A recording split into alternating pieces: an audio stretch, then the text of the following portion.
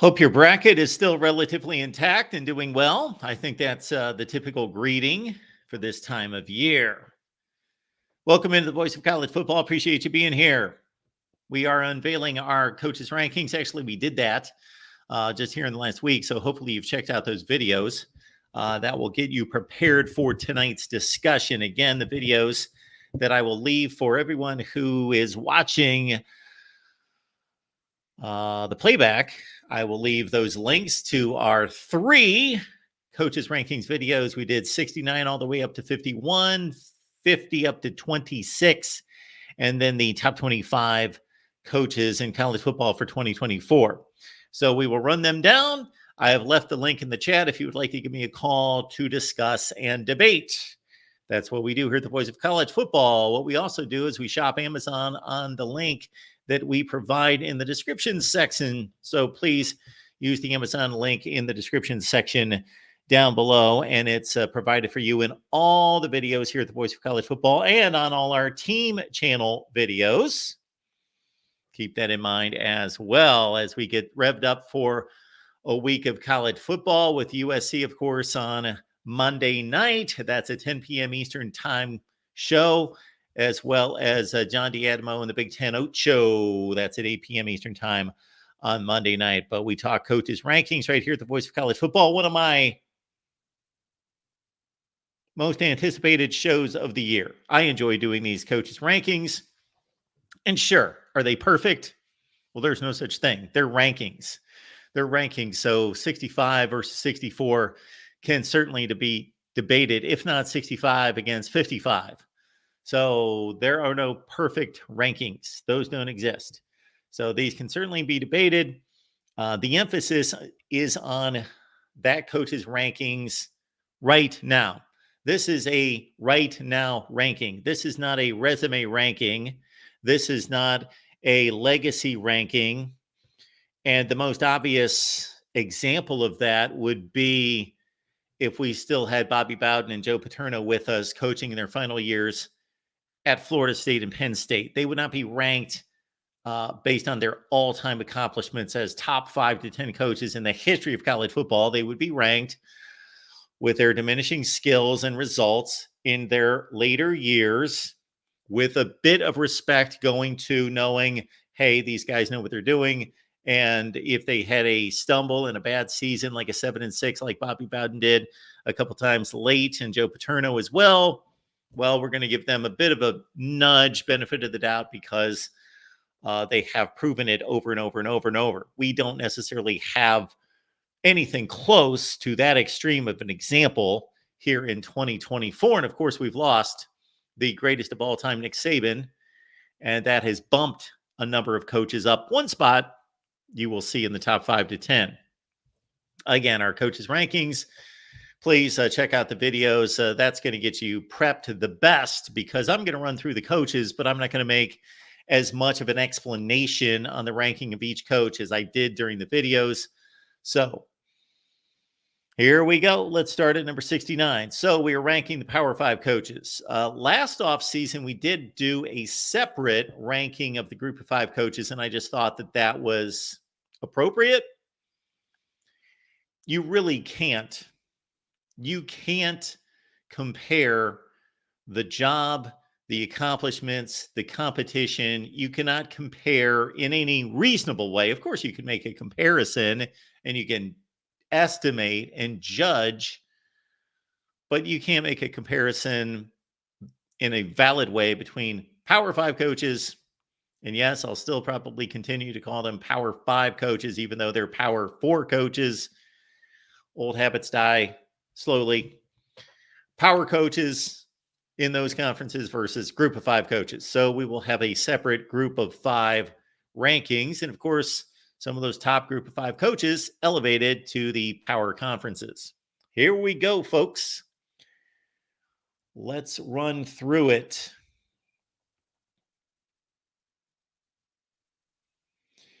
And so the number 69 is the number of power conference teams.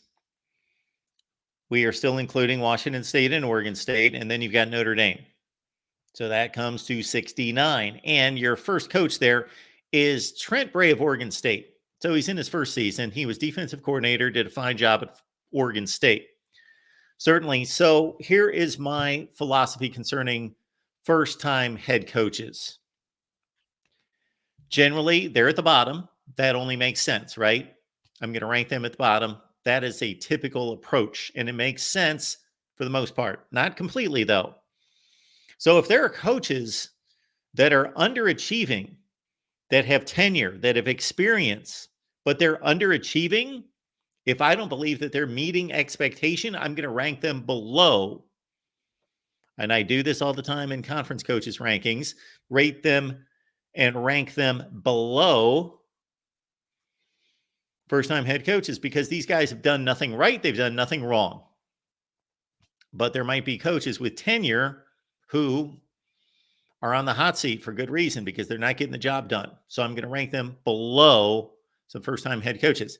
There also are some considerations that I'm giving where I have reason to believe that this particular coach, even though it's a first-time situation, is going to be successful. Now, I'm not going to rank a first-time head coach at number 20 in the country, but I may give them a bit of a nudge because, for example, we're going to see an offensive coordinator who is now taking on his first head coaching job, who's done an exceptional job at 2 stops. So I've got reason to believe that he's going to be a heck of a head coach. And so we did bring some nuance to this. We don't just line up all the first-year head coaches at the bottom. All right, here we go. Again, Trent Bray was one of the greatest linebackers in the history of Oregon State football. He's in the top 5 in tackles, was a bowl game MVP. Defensive coordinator doing a fine job. The Oregon State defense has been more of the reason why Oregon State has succeeded under Jonathan Smith than the offense. And Trent Bray takes over a program, of course, that is now performing outside the Pac-12 against Mountain West competition. And so he's got to stop. He is going to start the rankings at the bottom. Another first-time head coach, Sean Foster, has been nothing but a running backs coach, both in the NFL and with UCLA for now 7 seasons. And when Chip Kelly decided he wanted no more of this college football head coaching business, the mantle was passed to Sean Foster, who takes over his first year at UCLA with a huge, enormous challenge going to the Big Ten. And we will see if he's up to the challenge. At number 68, Sean Foster, UCLA. At number 67, we've got Fran Brown of Syracuse. Let's fire our graphics people. Fran Brown of Syracuse. And of course, he was at Georgia, where he was recruiting out of his mind. But I think you automatically recruit out of your mind if you're working for Kirby Smart. So we'll see if he can bring players to Syracuse. Many high regards for him. Again, this is a position coach who was elevated to head coach beyond, right past the coordinator position. Fran Brown of Syracuse at number 67. We give him a bit of an edge here because he is considered one of the best recruiters in college football. Here's our first tenured coach, Clark Lee of Vanderbilt. 2 years ago at SEC Media Days, he said that Vanderbilt was going to be the best program in college football.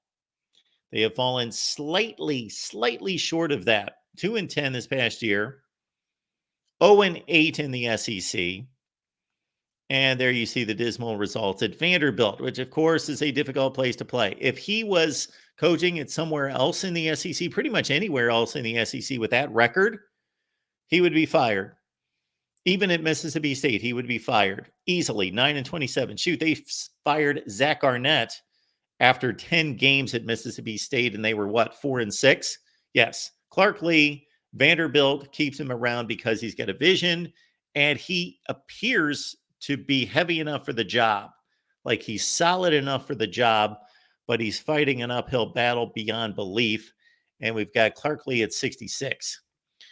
Our number 65 head coach is Troy Taylor at Stanford, coming in from San Jose State. Lost to his old team, where he went 31-8, and had a dismal year at Stanford. But then again, David Shaw was having dismal years at Stanford too. 3-9, 2-7, had the remarkable comeback win against Colorado in prime time, and that was the highlight of the season. Otherwise, Stanford football is going nowhere. And now they go to play most of their games on the East Coast in the ACC. Number 64, I think this is a rather interesting situation in Virginia for a number of reasons. First of all, yes, the record's bad, 3-9 last year. However, in ACC play, except for 2 games, Virginia was competitive. And against some of the better teams in the conference, like Louisville, very competitive, should have won that game on the road. So Virginia played some good football with a freshman quarterback. And we'll see with him coming back if he improves. Tony Elliott's supposed to be an offensive guy that can develop quarterbacks and run the offense. So Tony Elliott at number 64. Virginia football could be playing elsewhere, meaning the Big Ten in future seasons. All right, let's take it up to number 63. Another first-year head coach this past season. Purdue's Ryan Walters, defensive coordinator, did a heck of a job at Illinois as the number 1 defense in the country the season before. That set him up for the Purdue gig in replacing Jeff Brom. Rough season at 4-8, 3-6 in the Big Ten. They did defeat Virginia Tech, who turned out to be a decent team, and Ryan Walters has his work cut out for him now in the newly expanded Big Ten. At number 62, we've got the youngest coach in FBS football, Kenny Dillingham, at least the youngest as of last season.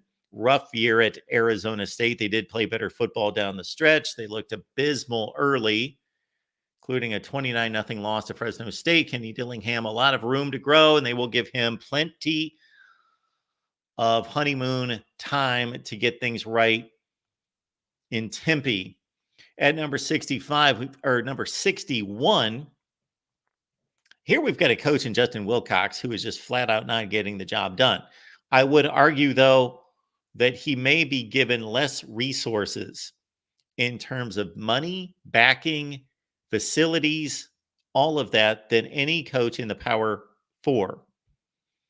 Moving to the ACC this season, Justin Wilcox is not only 11 games under 500 overall, he's 21-37 in the Pac-12.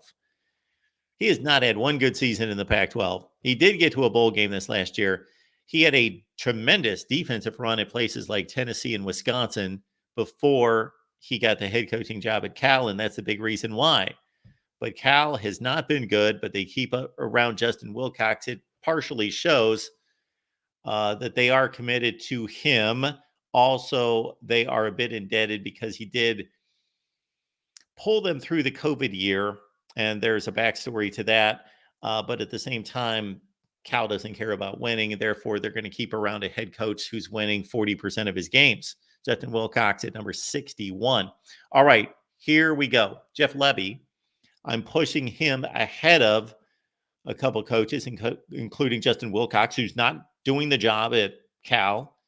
Jeff Lebby comes in following offensive coordinator stints at Ole Miss. Remarkable job. Oklahoma, excellent job last year as they were a top 5 to 10 offense in the country in almost every metric. Jeff Lebby taking over at Mississippi State. We elevate him to number 60. Brent Key. Now, let's keep in mind that 7-6 looks really nice for Georgia Tech, especially considering what Georgia Tech has been the last several seasons, which is awful. However, if Mario Cristobal and Miami take a knee, then Brent Key and Georgia Tech go 5-7, and they don't get to a bowl game. So it was that close to being what we would consider to be a lousy season at 5-7. They win a bowl game against UCF. They were down by 2 touchdowns, so credit them. He's got his quarterback, Haynes King, coming back this season. Georgia Tech, you can win there. I think we get wrapped up in recency bias and think of Georgia Tech as a lousy program. Well, from the time they stepped into the ACC up and through 2014, which was only 10 years ago, Georgia Tech was going to as many ACC championship games as Florida State and Clemson. They went to the Orange Bowl under Paul Johnson in 2009, 2014. You can win at Georgia Tech. You can do it. Brent Key, can he do it? We shall see. He's off to a decent start. And again, he immediately took over for Jeff Collins, and the results improved significantly. Next up, we go to number 58, Scott Saterfield. He had a good thing going at Louisville to a certain extent. At least he had a good program to deal with. They've got money. They can win. It's been proven by Charlie Strong. It's been proven by Bobby Petrino. It's been proven now by Jeff Brom. So you can win at Louisville, but Saterfield did the worst of all the bunch. So look at that. You've got a run of Strong, Petrino, Saterfield, and now Brom, and Saterfield was the worst by far. Then he goes to Cincinnati, and I understand that they lost a ton of NFL talent, especially for a school like UC. But let me tell you this. Luke Fickell was not going to go 3-9 at Cincinnati last year. Scott Satterfield, like other guys like Eli Drinkwitz and a few others, was able to parlay a big run at Appalachian State to success in the Power 5 and to get going in the Power 5 and to set himself up for a job. Again, so he's got the second shot in the Power 5 at Cincinnati, and it did not get off to a good start. Lousy start. They lost to the likes of Miami of Ohio outside the conference last year. 3-9 for Scott Satterfield. He's at number 58. Brent Pry and Virginia Tech had a nice little bounce back season. So understand that Brent Pry took over the worst Virginia Tech roster going back to the beginning of the Frank Beamer era. Justin Fuente ran this thing into the ground. He had a good thing going. He had a good setup. He won 20 games his first two seasons, did Justin Fuente, coming in after a successful stay at Memphis. But Justin Fuente could not recruit. The Virginia Tech recruiting has been atrocious. Brent Pry has picked it up considerably. And the 7-6 year with the bowl win is a nice second season for Brent Pry, who, of course, specializes in defense. Number 56, Jake Dickert. I was certainly impressed when he took over Washington State in the midst of 2020. That was, of course, the COVID year. Nick Rolovich was head coach at Washington State, doing a pretty decent job. However, he had his outs with the university over the vaxxing situation. So Nick Rolovich said, I'm going to stand up for my rights, and he got the boot, and so did half of his coaching staff. Jake Dickert was a first-time defensive coordinator at the Power 5 level, just took the job as DC, and suddenly he's thrust into a difficult season situation mid-season, pulls it together, and Washington State gets to a bowl game in 2020, gets to a bowl game with a 7-5 regular season 2 years ago, but they dipped to 2-7 with Cam Ward at quarterback. 2-7 in the Pac-12. So not necessarily a good look for Jake Dickert at number 56. Again, we would encourage you to check out the videos. Check out the videos. We did 3 different videos. We got 25 per video, basically 20 to 25 coaches per video. So we rank them from 69 to 51, 50 to 26, 25 to 1. So check out those videos and you'll have a better context for the rankings. Number 55, hot seat himself, Billy Napier. What is Florida going to do if Billy Napier turns in an expected 4-8 season, let's say, but his recruiting class is going to be one of the top 5 in the country? Now, last year, up until about 2 weeks before National Signing Day, he looked to have a top 3 or 4 recruiting class. It dipped to 11 because he was coming off that 5-7 season. So I don't know that he can maintain a top 5 class. So Florida may have the justification both on the field, and at least there won't be the recruiting ranking to show that they should wait, be patient, give him another season. If we polled college football people in the know, I think Billy Napier would rank number 1 on the hot seat. Did I do a hot seat video? I don't recall.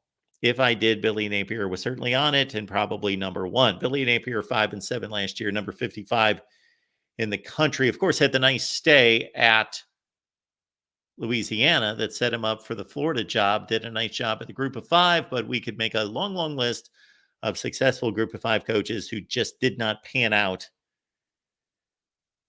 in the Power 5. Venmo, PayPal, and Cash App. We appreciate your contributions here at the Voice of College Football. You can find those links in the description section of the videos. So thank you for your contributions to keep us rolling here at the Voice of College Football. At number 54, we've got a newbie to the power conferences in San Jose State head coach Brent Brennan. That should read, of course, that he is at Arizona for his first season after a 34-48 stay at San Jose State. So that doesn't look very impressive to be given an elevation like that. But San Jose State was awful. He turned them into decent. What's an encouraging sign during the offseason is that Brent Brennan kept his quarterback Noah Fafita and kept most of the possible transfers out of Arizona, the potential transfers, he kept them at the University of Arizona. So I give him high marks for that thus far. We'll see what the Wildcats can do in the Big 12. Of course, they had a big 2023 under Jed Fish at number 53. Neil Brown of West Virginia. I do not have in front of me, I should pull them up, what the coaches' rankings looked like last year. So, for example, in looking at our bottom of the list here, so for the coaches who were around last year, Clark Lee, I've got at 66. He was 64 last year. Troy Taylor maintains 65. Tony Elliott was at 69 last year. He's up to 64. Ryan Walters from 67 to 63. Kenny Dillingham from 66 to 62. Justin Wilcox going from 63 to 61. Brent Key was 61 last year. He's up to 59. Scott Saterfield from 57 down to 58. Brent Pry coming off the bowl win goes from 68 to 57. Jake Dickert stays at 56. Billy Napier drops from 51 to 55. Brent Brennan, his first season in the Power 5. And now we've got Neil Brown. 58 last year for Neil Brown. And of course, he turned in a season that saved his job in a fairly, I don't want to call the Big 12 weak at the top, of course. One elite team, but a deep conference. But they were able to win a lot of ugly football games. The defense played well early, bringing along the offense, and the offense kicked it into gear and won some higher scoring games in the back half of the season. So 6-3 in the Big 12 is a fine showing for Neil Brown. We know that he got the job done at Troy that set him up for the West Virginia job, but he had 2 consecutive losing seasons at a place that is a perennial top 20 to 25 team in the country. If you're new to watching college football or you've not paid attention, a lot of people underestimate West Virginia's history, underestimate its recent history. I'm not talking about the 1920s. I'm talking about since 1980. I'm talking about the last 40 years of West Virginia football. This is a top 15 to 20 program. So Neil Brown should win at West Virginia. There are challenges that West Virginia's faced since joining the Big 12 in regards to recruiting, and Neil Brown is taking those on. He's at number 53, up 5 spots from our 2023 rankings. Kurt Cignetti took the mic at half court of an Indiana basketball game, and he said, Purdue sucks. And he's right. They do suck right now. And he didn't stop there, though. He said, Michigan sucks and Ohio State sucks. I don't really know what that achieves. I don't know what that really, I guess that's the way for him to connect with college kids, to tell people that they suck, that don't suck. But anyway, Indiana sucks. That's why they need a new head coach. That's probably what the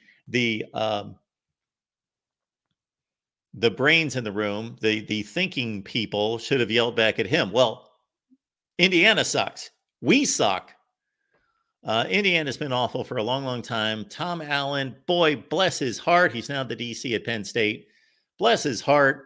Most of us rooted for Tom Allen to pull it out do something, pull it off, and maintain a job at Indiana and make them somewhat viable. They did for 2 years, 8-5, 6-2, 2019 and 20. But the last 3 seasons of Indiana football was just deplorable.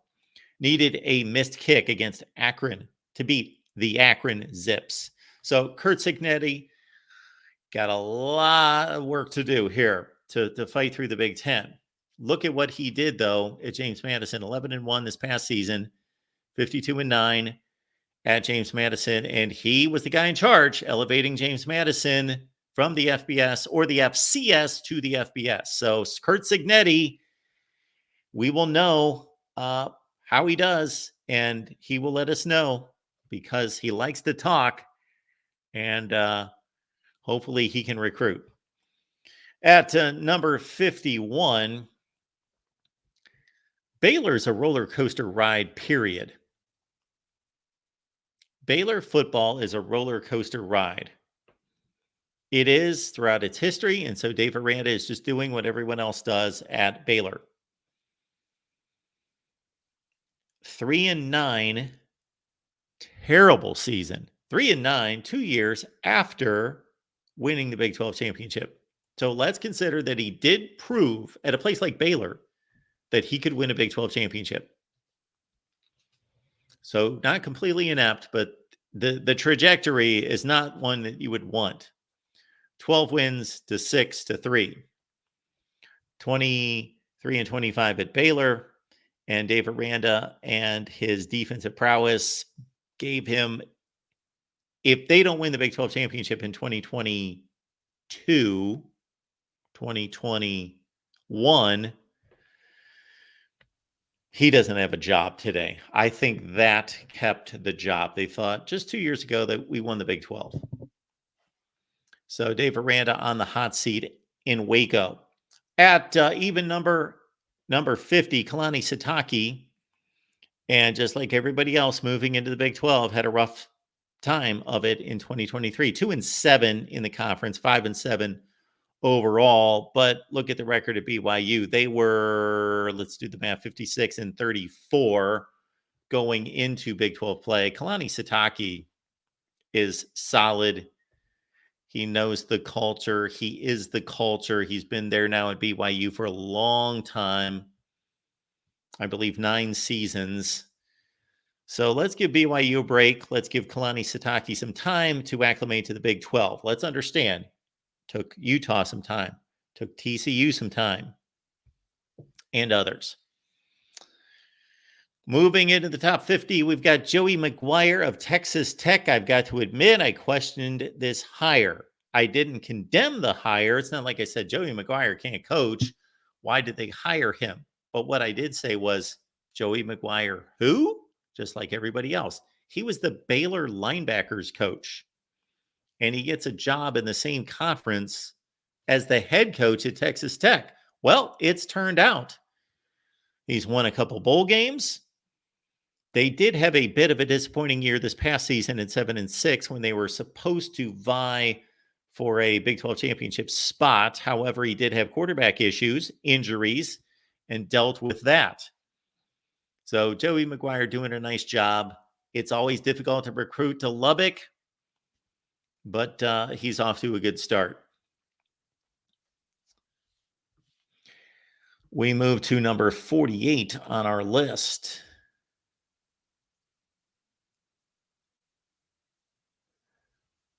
Hopefully we do.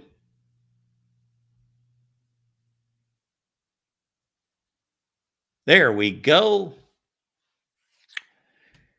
Manny Diaz getting back into the ACC and back on the sidelines as a head coach. It's easy to be a bit tough on Manny Diaz, but Mario Cristobal's been there for 2 years, and what's he doing? Manny Diaz did a better job posting results, wins, than Mario Cristobal. And if you look at the circumstances, Mark Richt handed Manny Diaz at least as good of a roster and situation, but generally the same as what Diaz handed Mario Cristobal, which was a top 15 roster. So let's not be too difficult on Manny Diaz. Hopefully he has learned from two different places. One in particular would be his most recent job. James Franklin takes a lot of grief. However, he does know how to build a program. Look at Vanderbilt, look at Penn State. So hopefully Manny Diaz learned from James Franklin. Hopefully Manny Diaz, more than that, learned from his first stop as a head coach at Miami. Temple, in retrospect, would have been perfect for Manny Diaz to learn on the job. Not at Miami, at Temple. But he, of course, went for the gusto and took the Miami job, of course. That's a destination spot. But he could not handle it. He was too nice of a guy. He did not run the program with authority. Now he gets a shot with Malik Murphy at quarterback this season. Duke, these players have learned to win under Mike Elko. We'll see if Manny Diaz can recruit to Duke.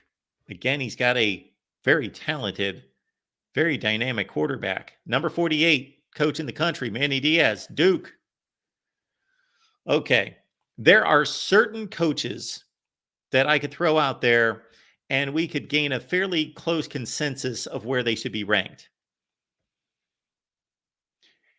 This would be one of the biggest wild cards right here. Deion Sanders. Nice stay at Jackson State. We know that he kept winning conference games and conference championships, 19-2 in the SWAC. Then he goes to Colorado, has the magical September, kicks 90 players off the team. I'm exaggerating just slightly. Kicks a ton of players off the team, brings in the transfer portal, slaps together a team.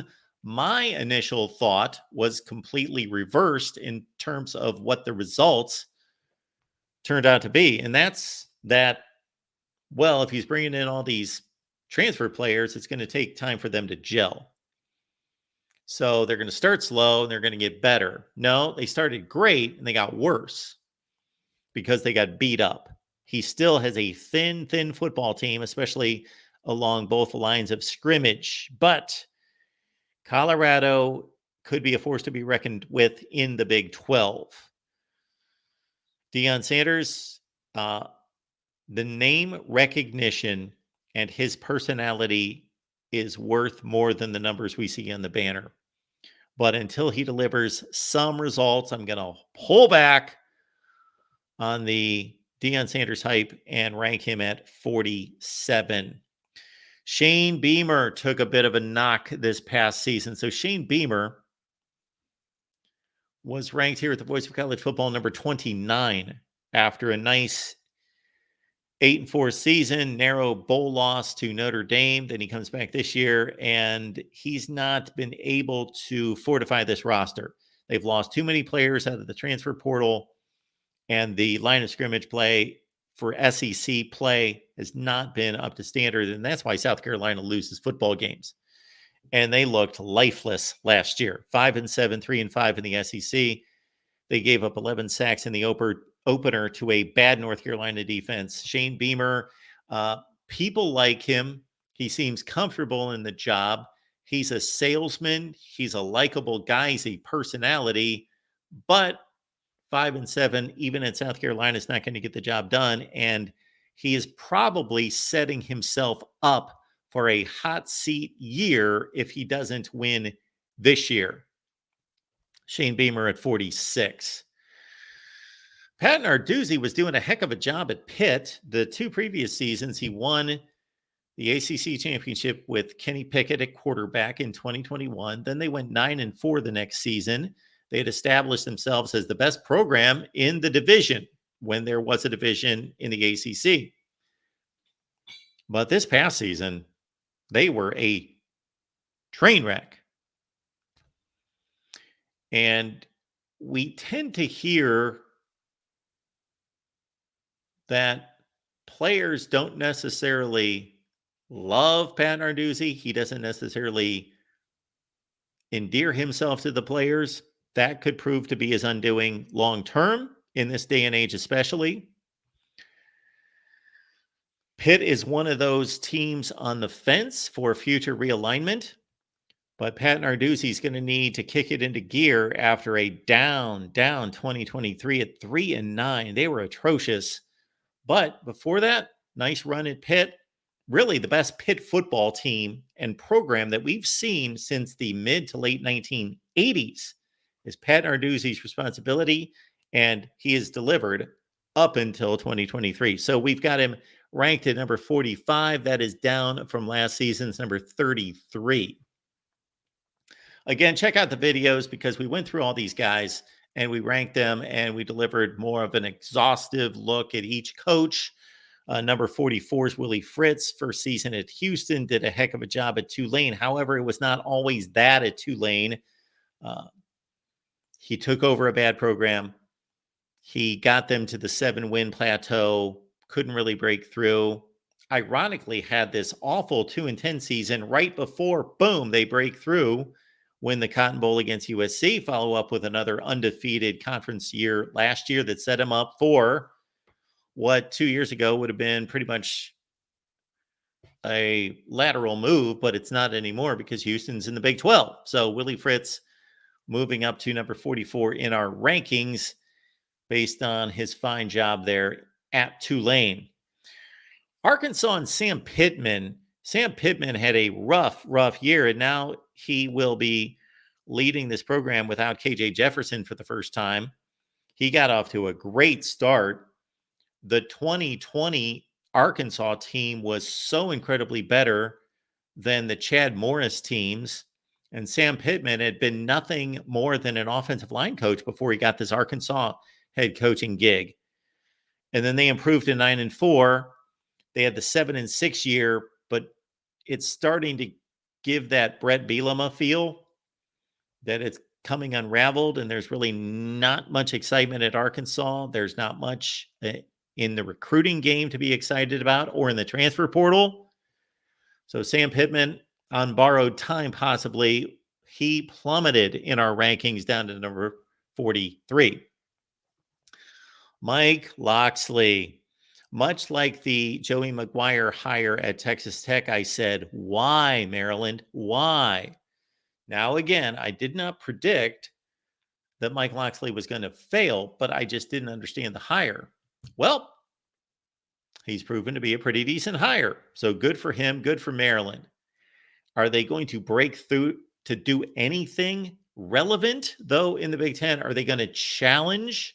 They're out of it typically by mid-October. So these 3 consecutive bowl wins against the likes of some bad Virginia Tech and Auburn teams, that's nice. That's good.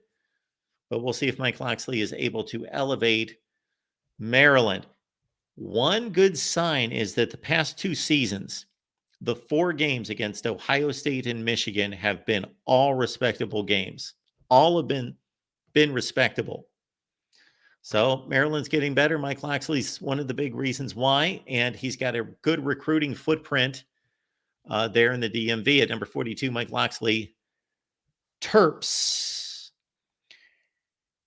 Here is a difficult guy to place because the Ole Miss run is so marred, and I know this is an in-the-moment ranking. However,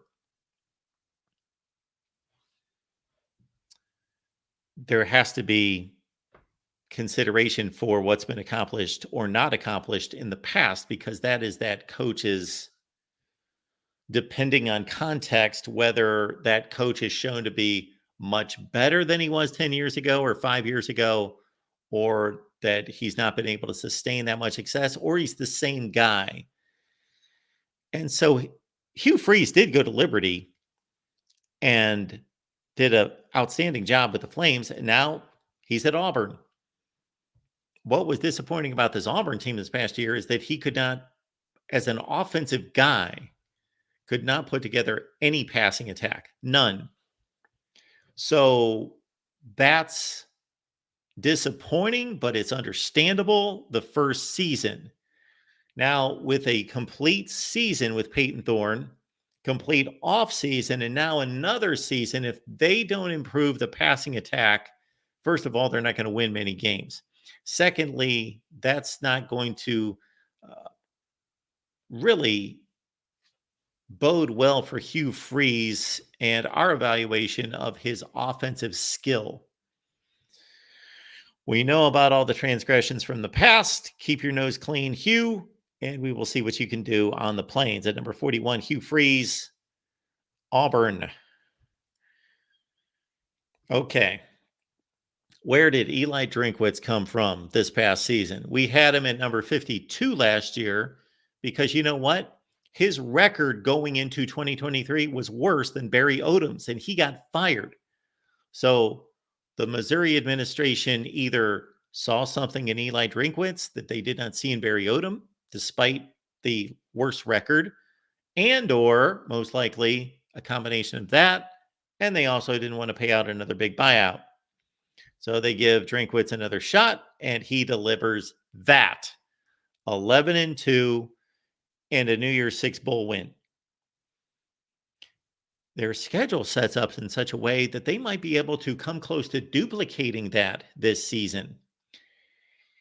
It is, outside of Vandy, the most difficult place to recruit to in the SEC. But Eli Drinkwitz is bringing in better recruiting classes the last two cycles than what we've seen in Missouri in a long, long time. So at number 40 is Eli Drinkwitz. All right, let's keep going with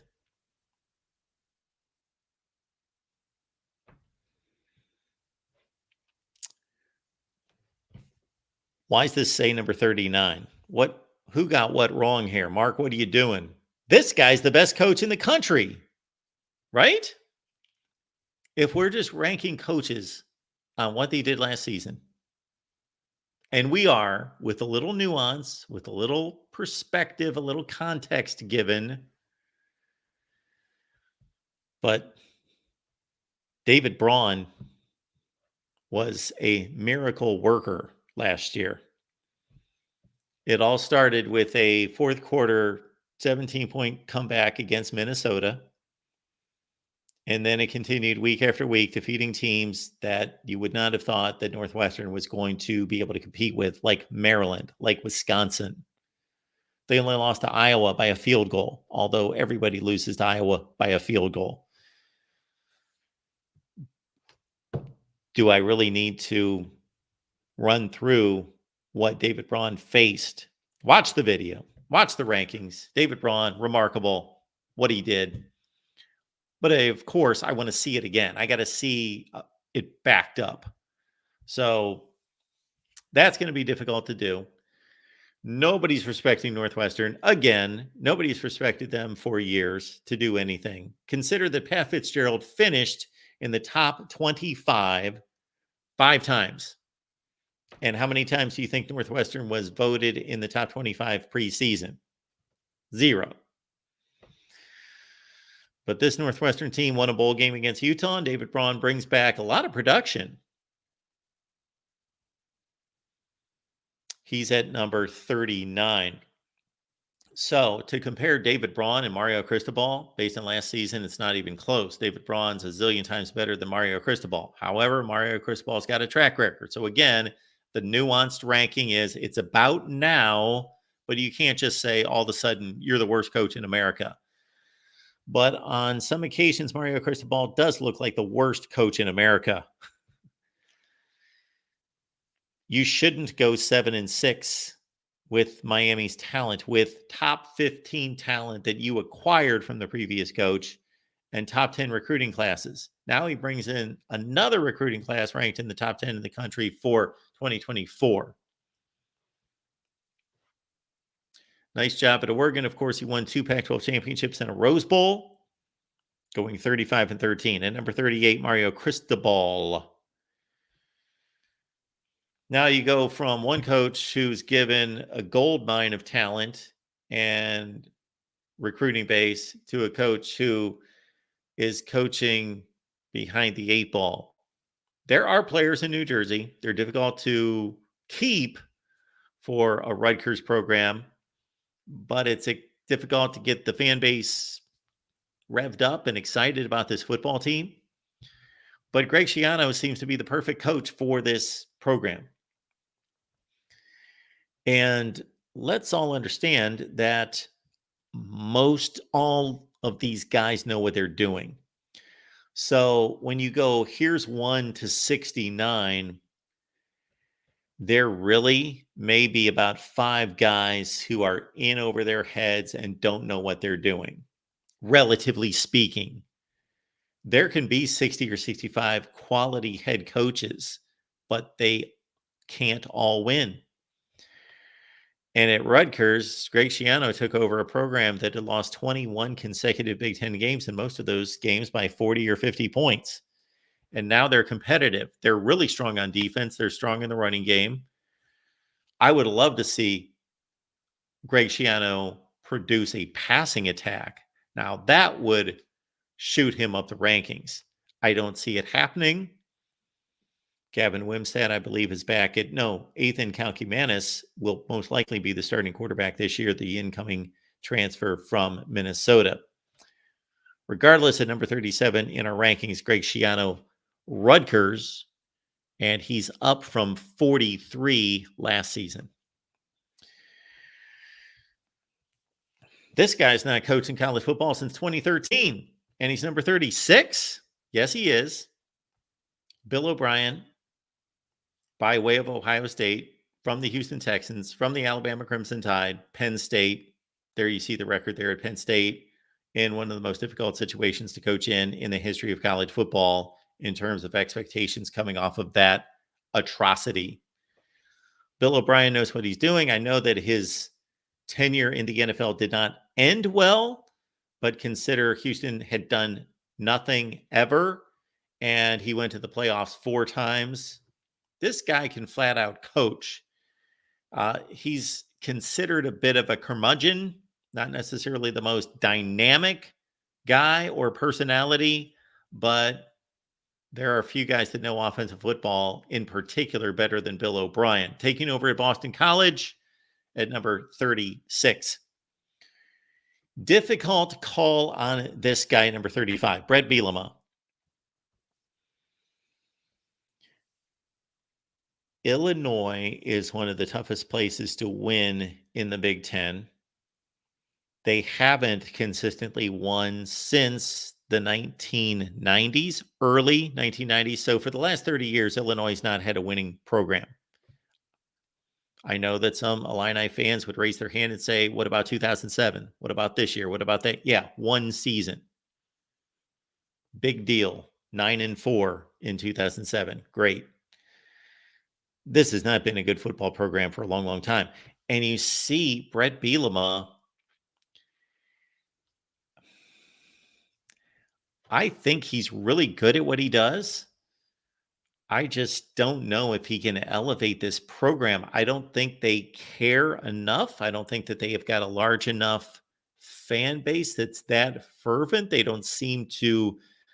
Minnesota just built new facilities. Northwestern just built beautiful new facilities or is in the process. What is Illinois doing? Maybe they are, and I'm not aware of it. Brad Bielema won 3 consecutive Big Ten championships at Wisconsin. Well, he was handed a nice program by Barry Alvarez. He went to Arkansas, and he was progressing with that program. Check out the numbers. We lived through it. If you realize, even beyond the numbers, he had Arkansas progressing. He took over an awful program in the aftermath of Bobby Petrino's silliness there. And 1 bad season did him in. They fired him because he went 4-8. Then he comes to Illinois. That 2022 Illinois team should have won more. That was the best team in the division, but they could not get to the Big Ten championship game. They fall back to 5-7. Luke Altmaier, quarterback. Hopefully he develops into something, and hopefully Illinois can show something. I root for programs like this. Illinois, Bret Bielema, number 35. Gus Malzahn, in his first season with Auburn, of course, elevated them from a 3-9 team to a near national champion. Came within 10 seconds of winning the BCS championship game. I don't know if that bought him a lot of time or if that set him up for somewhat unreasonable expectations and made the rest of his career look bad at Auburn. They competed against Bama, and they had really good football teams. He recruited well at Auburn. Just about everybody does, and Hugh Freeze is now. But they just couldn't rise to the top. He lived at 8-5 at Auburn. They had the nice 2017 team that almost made the college football playoff. And now he comes to UCF, and now, like Houston, like BYU and Cincinnati, they're having to fortify the roster, build depth, get better talent, recruit better. And I think he's in the best situation of any of the newcomers to the Big 12. Got to kick it into gear. He did get them to a bowl game, unlike the other three in his first season in the Big 12. Number 34 coach in the country, Gus Malzahn. We stay in the Big 12, and Sonny Dykes has kicked around all over the place, successful for the most part at Louisiana Tech. You see the numbers, 22-15. Went to Cal. They were terrible. But again, we see Justin Wilcox maintaining terrible. So maybe that wasn't Sonny Dykes' issue. He did coach Jared Goff there, and they threw the ball all over the field, and that's what he's known for. Nice run at SMU. Now, he did improve SMU considerably. And now at TCU, it's kind of an option year. Unbelievable 2022, down 2023. It's the new Big 12. TCU wants to be a part of that upper echelon with Utah, with fill in the blank. Arizona maybe, Oklahoma State, Kansas State. Sonny Dykes, number 33, down from number 15 the previous season. At 32 in the country, we've got Jedd Fisch of Washington.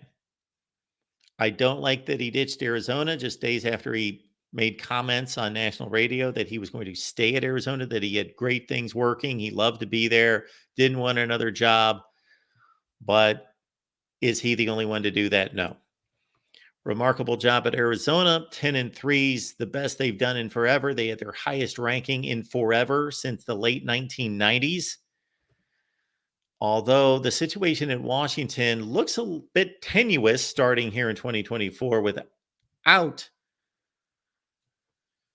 at least the quarterback they had last season in Michael Penix. Of course, now Will Rogers is a bit of a downgrade, although no disrespect to Will Rogers. He's got prolific passing numbers under Mike Leach.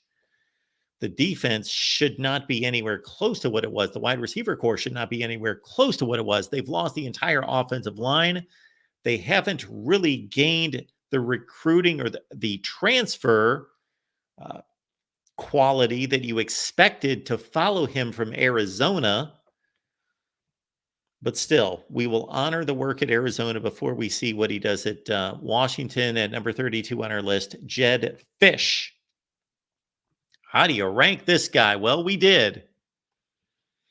So how can the number 31 coach in all of college football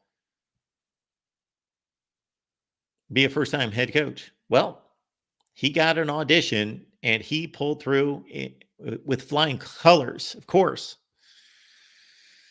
So, point number one, he worked with an offensive line and developed a grade A offensive line that was one of the best units in the country. Point number two, there was an audition given to 3 different coaches to coach their particular games while Jim Harbaugh was suspended the first 3 games of the season, and the other 2 guys are off to the NFL. So he was up against quality coaches. So he made an impression that the others did not. Because when the season was on the line and Harbaugh got suspended again, they gave the reins to Sharon Moore. And he handled, in a sense, the offensive line, the offense, and the head coaching responsibilities on game day. Let's not get that misconstrued. Jim Harbaugh was there during the week, but still, he pulled through against Maryland, Penn State, and Ohio State, the 3 biggest regular season games of the year. Now it's his program. So he could go from 31 this season to 55, or he could be 10 next year. I think most of us have a pretty general spot where we see Michigan this coming season as a really excellent football team with a rock solid defense, questions along the offensive line, and questions all over the place on the offense. However, a coaching staff that is basically worked together, and they maintain that Michigan identity and that thread of Michigan uh, experience. So we are going to put Sharon Moore at number 31. Next up on our coaches' rankings as we go to our top 30.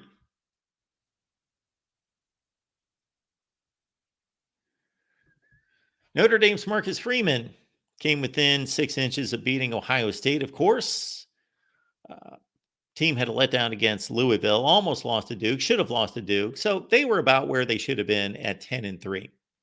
Had a tremendous defensive effort against USC, and Caleb Williams made him look silly.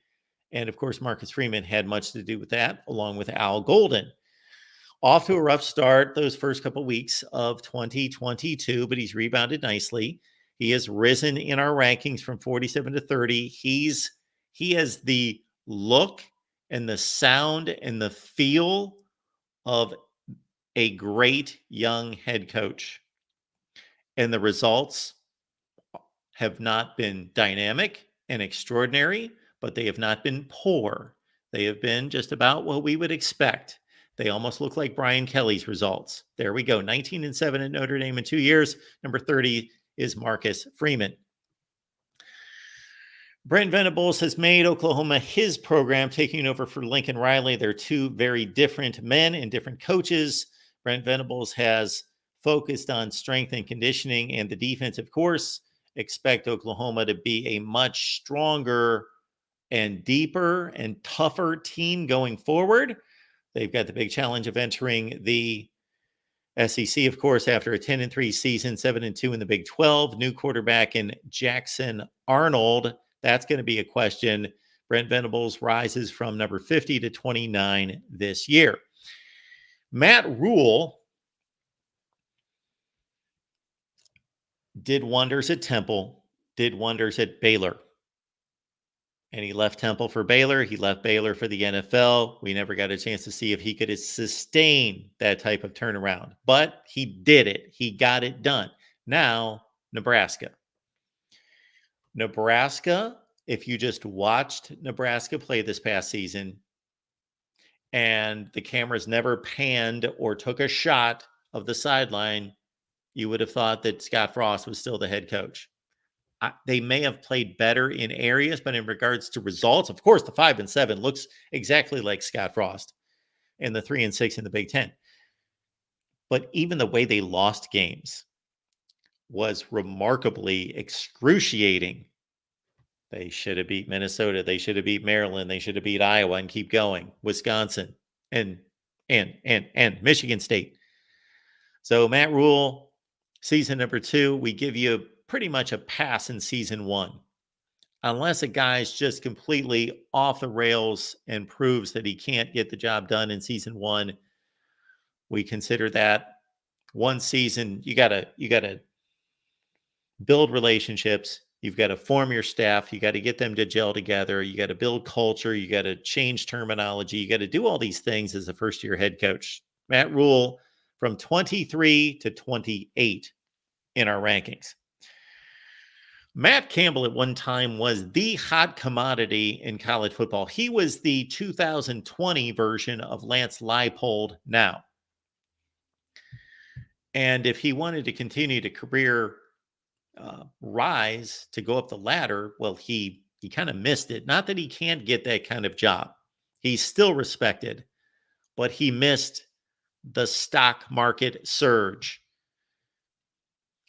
He is one of these coaches, and it's a difficult thing to do, to turn a 3 or 4 win program into a 7 or 8 win program. So he's done that, but now they have flatlined and even maybe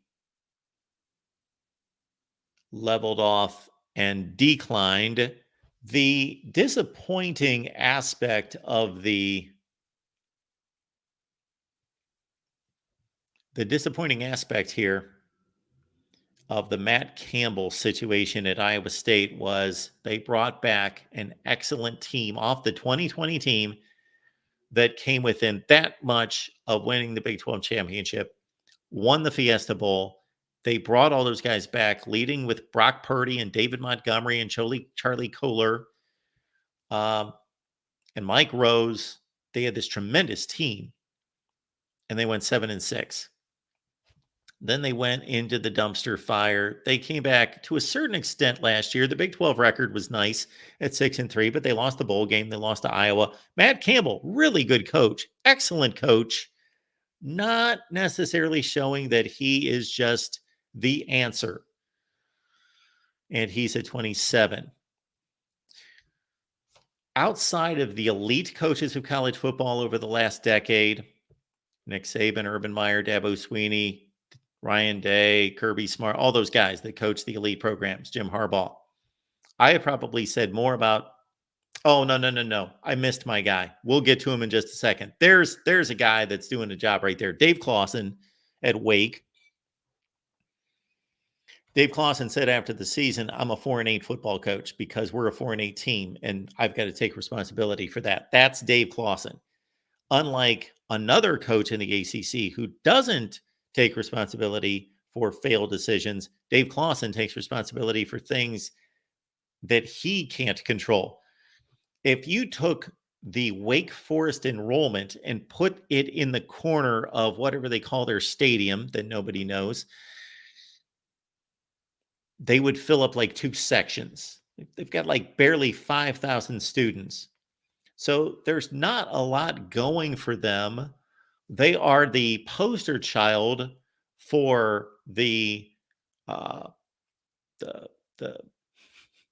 program that's going to be left standing by the side of the road after realignment. But Dave Clawson goes 7-5, 8-4 just about every year at Wake Forest. So they did have the down year. They only won 1 game in the ACC after getting to the ACC championship game in 2021. Dave Clawson, a flat out excellent coach. I did have to drop him based on not performing this past season from 17 to 26. Dave Clawson of Wake. This guy, because he rubs a lot of people the wrong way, does not get the credit that he deserves. And again, I would not be able to understand it, but then I have to remind myself all the time, whether we're talking about other issues in this country. So that aside, but here talking about college football, that most people are not thinking people, they're feeling people. They respond and rank and rate and evaluate based on their feelings. So they don't like PJ Fleck, so they don't rank him very high. I'm not saying that PJ Fleck's the best coach in the country. I'm saying right now he's about the 25th best coach in the country. Consider that the 3 previous seasons, full seasons at Minnesota. Minnesota. Are there football players in Minnesota? No. There are lakes in Minnesota. 10,000 lakes, not even 10 football players in Minnesota to recruit and sign. Nobody wins at Minnesota post 1960.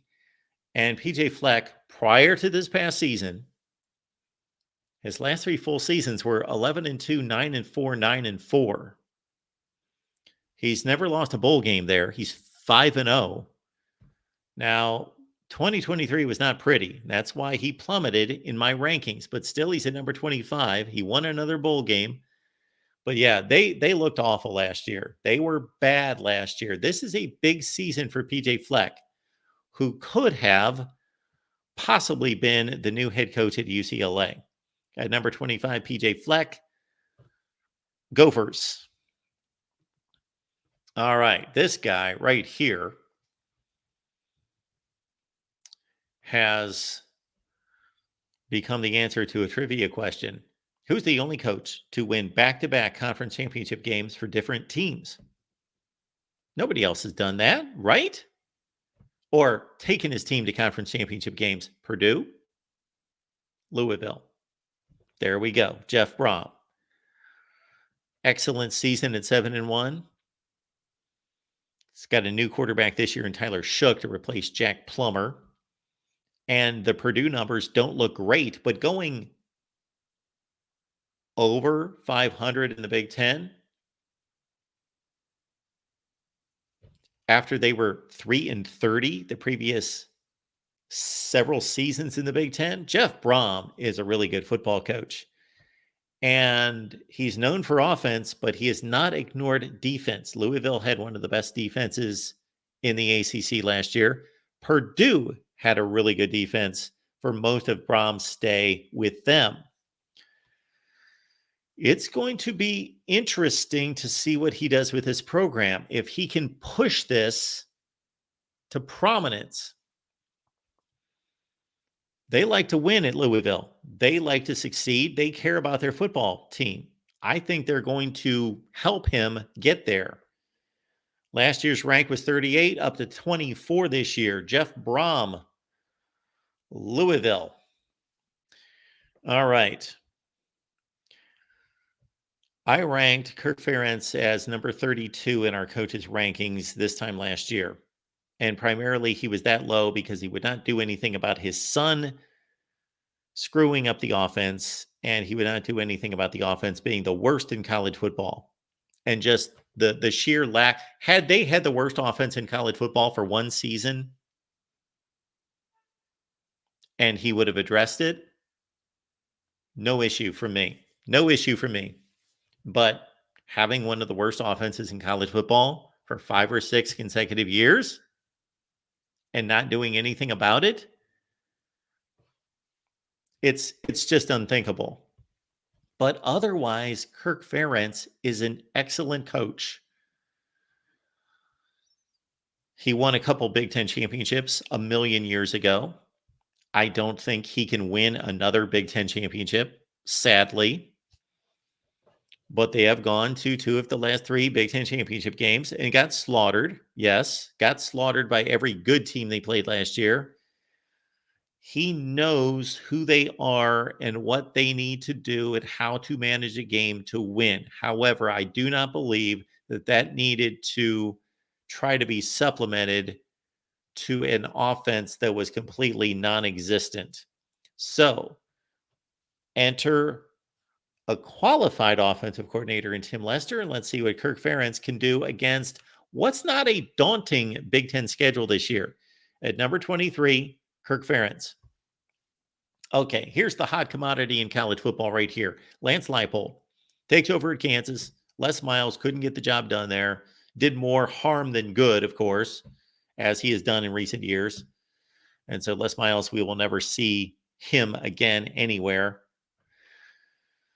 And Lance Leipold, look at what's happened to Kansas football. He has brought them back to life for the first time since 2007. Kansas is a football team. They went 9-4 last year. So our number 22 coach in college football is Lance Leipold of Kansas. Now, will he stay there or will he bolt? Will he do a Matt Campbell or will he bolt? Will he not do a Matt Campbell and continue to elevate Kansas football?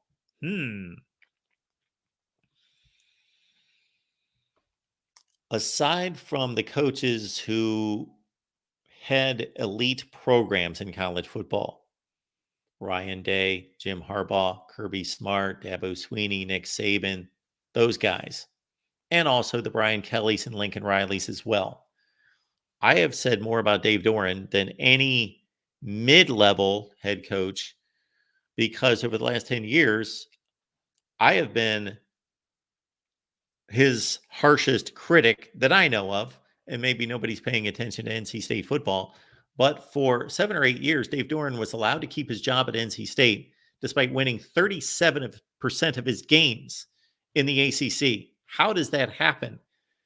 You've got a coach. He's in his 8th season. He's winning 37% of his games in the conference, and they're okay with that because it's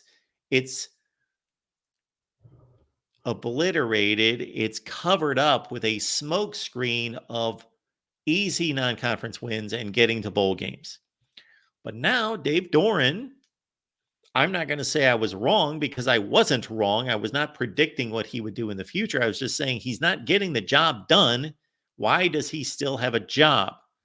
Well, Dave Doran's been watching us here at the Voice of College Football, and it lit a fire under him, and he's raised his record to almost 500 in the ACC, and he's coming off another fine 9-4 season. So we have lifted him from whatever he was ranked 2 years ago to 27, now to 21 in our rankings. Dave Doeren at NC State. Let's keep it in state.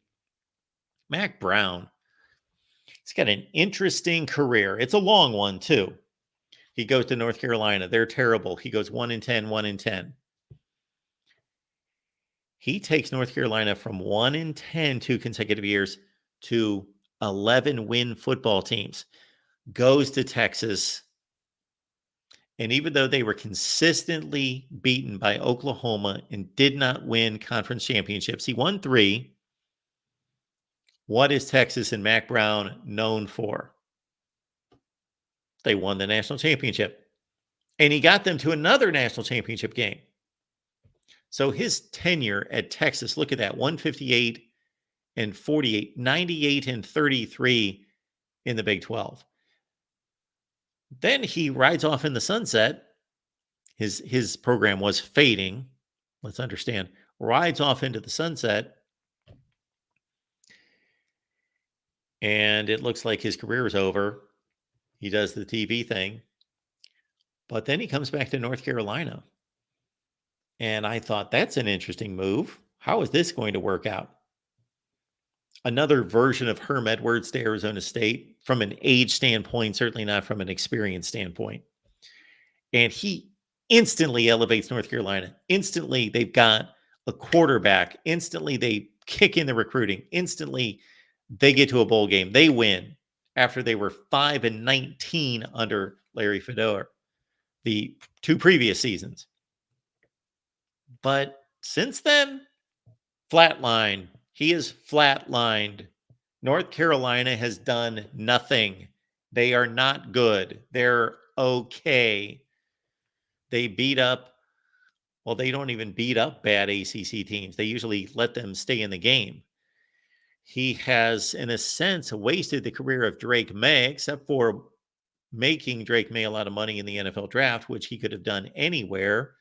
For North Carolina football fans, that tenure was pretty well wasted. They did get to an ACC championship game and promptly lost by 4 touchdowns.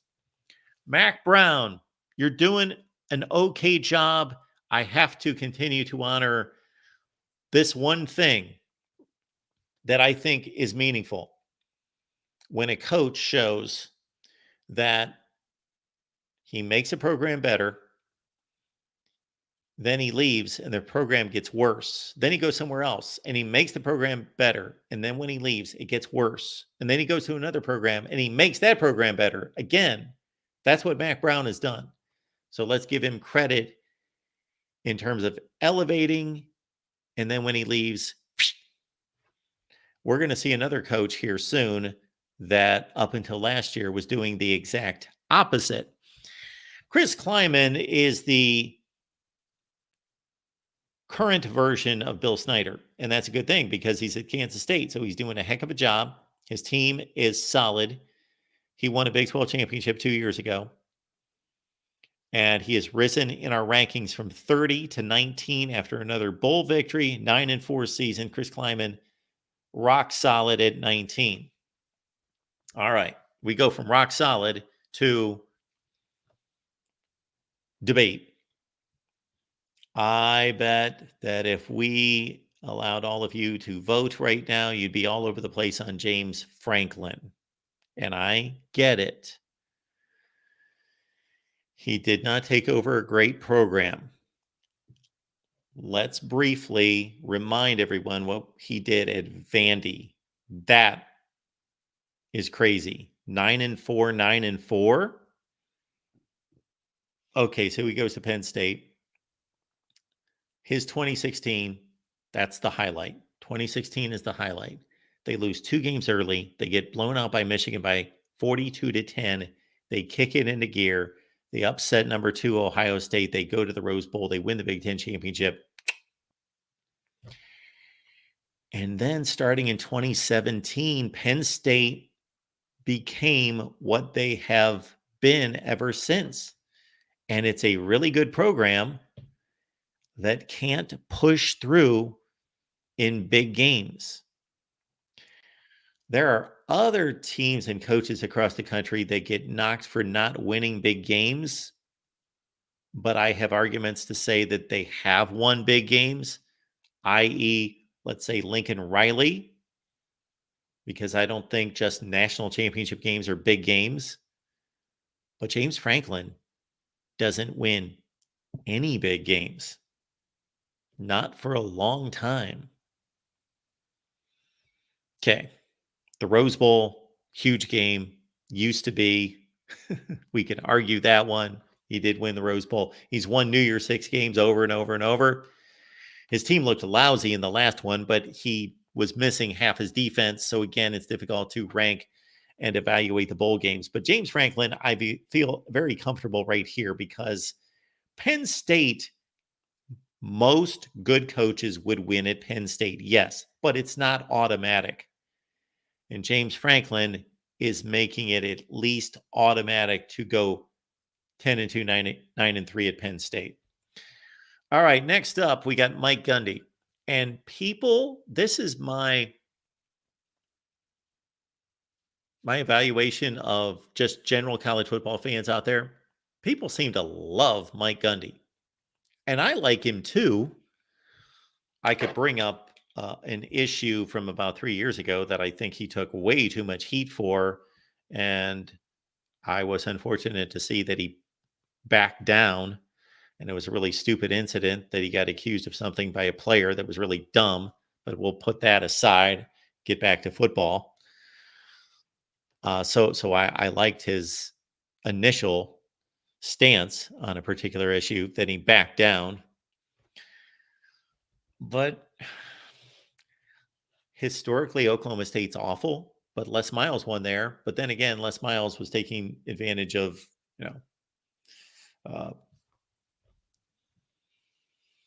money, lap dances, and all sorts of things. So it's difficult. It's like the Hugh Freeze stint at Ole Miss. It's difficult to evaluate because he cheated, blatantly cheated. Les Miles blatantly cheated at Oklahoma State. It's nothing new for us now, but to read what was written in Sports Illustrated about 15 years ago about Les Miles and the Oklahoma State program was shocking at the time. So Mike Gundy has led, by all measurements, a clean program by today's standards, a clean program. And he's a good coach, and Oklahoma State does not have a great legacy and tradition. And he's had to match up with Texas and Oklahoma, and the Oklahoma matchup has not been kind. So he's got them out of the way. But I don't have Mike Gundy any higher because I thought in 2011 that when they should have been selected to go to the BCS championship game, that there was an opportunity. Oklahoma State was hot, and they were bringing in top-rate quarterbacks and wide receivers that they were going to push through, and they were going to be the next. They were going to be what Oregon or Stanford was for the next 5 years or so. But it never happened. It was a one-season deal. Mike Gundy has won one conference championship. One. He's been there forever. 19 years? He's won one conference championship.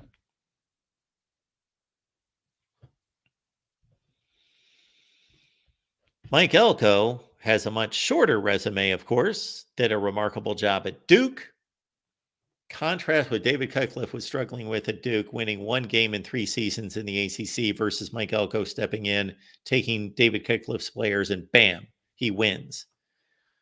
Riley Leonard went down last season, and this Duke team late in the third quarter had a lead at Florida State.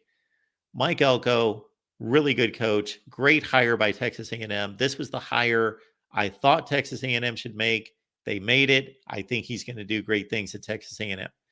Now, that doesn't mean 5 national championships. I just mean he knows what he's doing. He's an excellent coach by all measurements through just a 2-year career. But at number 16, we've got Mike Elko. We're up to number 15, and we've got Luke Fickell, who I would say disappointed to a certain extent in his first year at Wisconsin. They should have won the bowl game to finish 8-5. They lost to Northwestern. They lost to Washington State. So not a great first year for Luke Fickell, but he'll be fine. He knows what he's doing. He's an excellent coach. He's changing Wisconsin football. He could only do that to a certain extent this first season. But by setting up Wisconsin to be a much different program, and especially offense going forward, it's going to be contingent upon him to recruit and develop quarterbacks.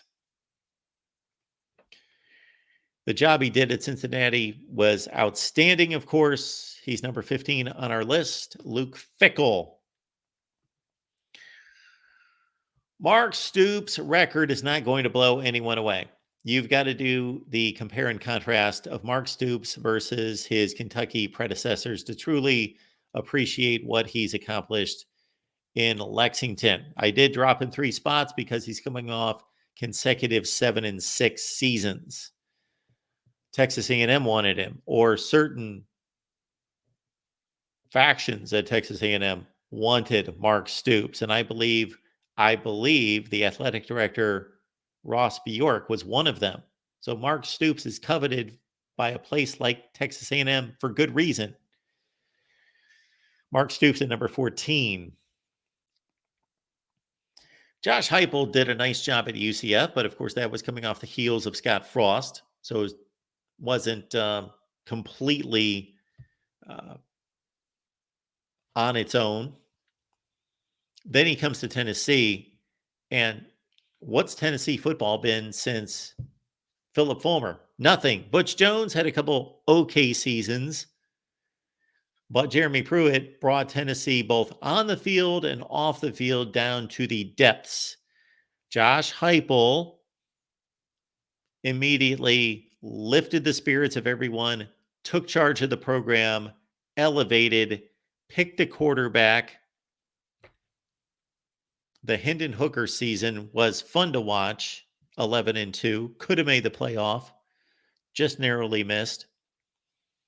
Last season was not remarkable in the SEC at 4-4.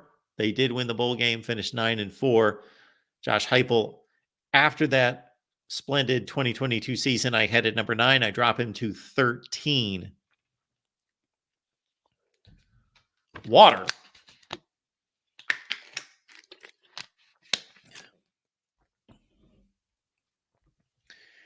There is one particular member of our fine staff here at the Voice of College Football who has been a bit harsh. Harsh is not the right word. I apologize. He has been a bit unhappy with me in my ranking of Lincoln Riley at times. But I have ranked Lincoln Riley, as you can see, as high as number 8 after the run to the Pac-12 championship game the previous season. Lincoln Riley would gain a ton of respect from me if he would do 2 things.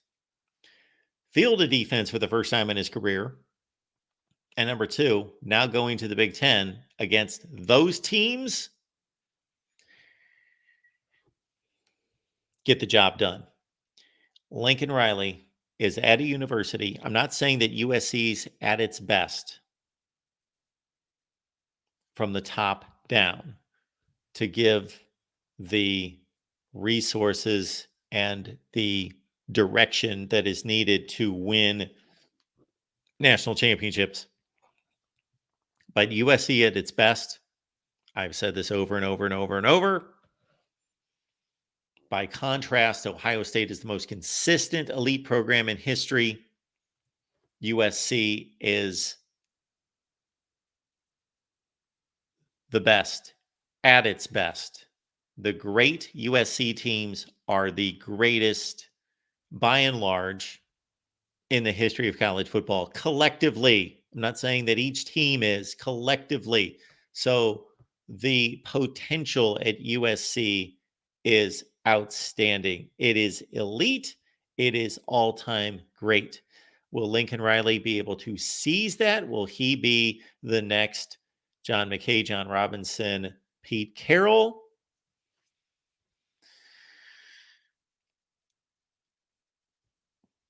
He's a pretty young man. And if they just leave him alone and he doesn't want to go to the NFL, we could see Lincoln Riley dominate at USC. We could. Our number 12 coach is the USC head coach. All right. Did we miss something in here somewhere? So our next head coach, let's go. Yeah, so we actually missed Dan Lanning at 12, Riley at 11. So Dan Lanning, take away the two Washington games, and he's about the perfect coach. But the Washington games, I usually don't jump on coaches for one particular effort, and I understand that decisions don't always, if they are done and made in a practical, logical way based on flow of the game, based on the strengths and weaknesses of the two teams and units that are on the field at the time, and based on them being logistically sound, I'm okay when they don't work out. You can't control the play on the field, but Dan Lanning mismanaged the game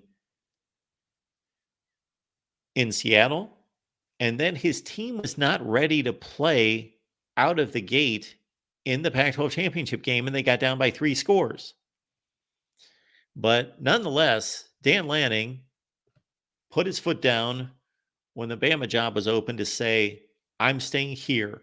He did the right thing there. He has all the makings of a great leader, it appears. Plus, he also knows defense.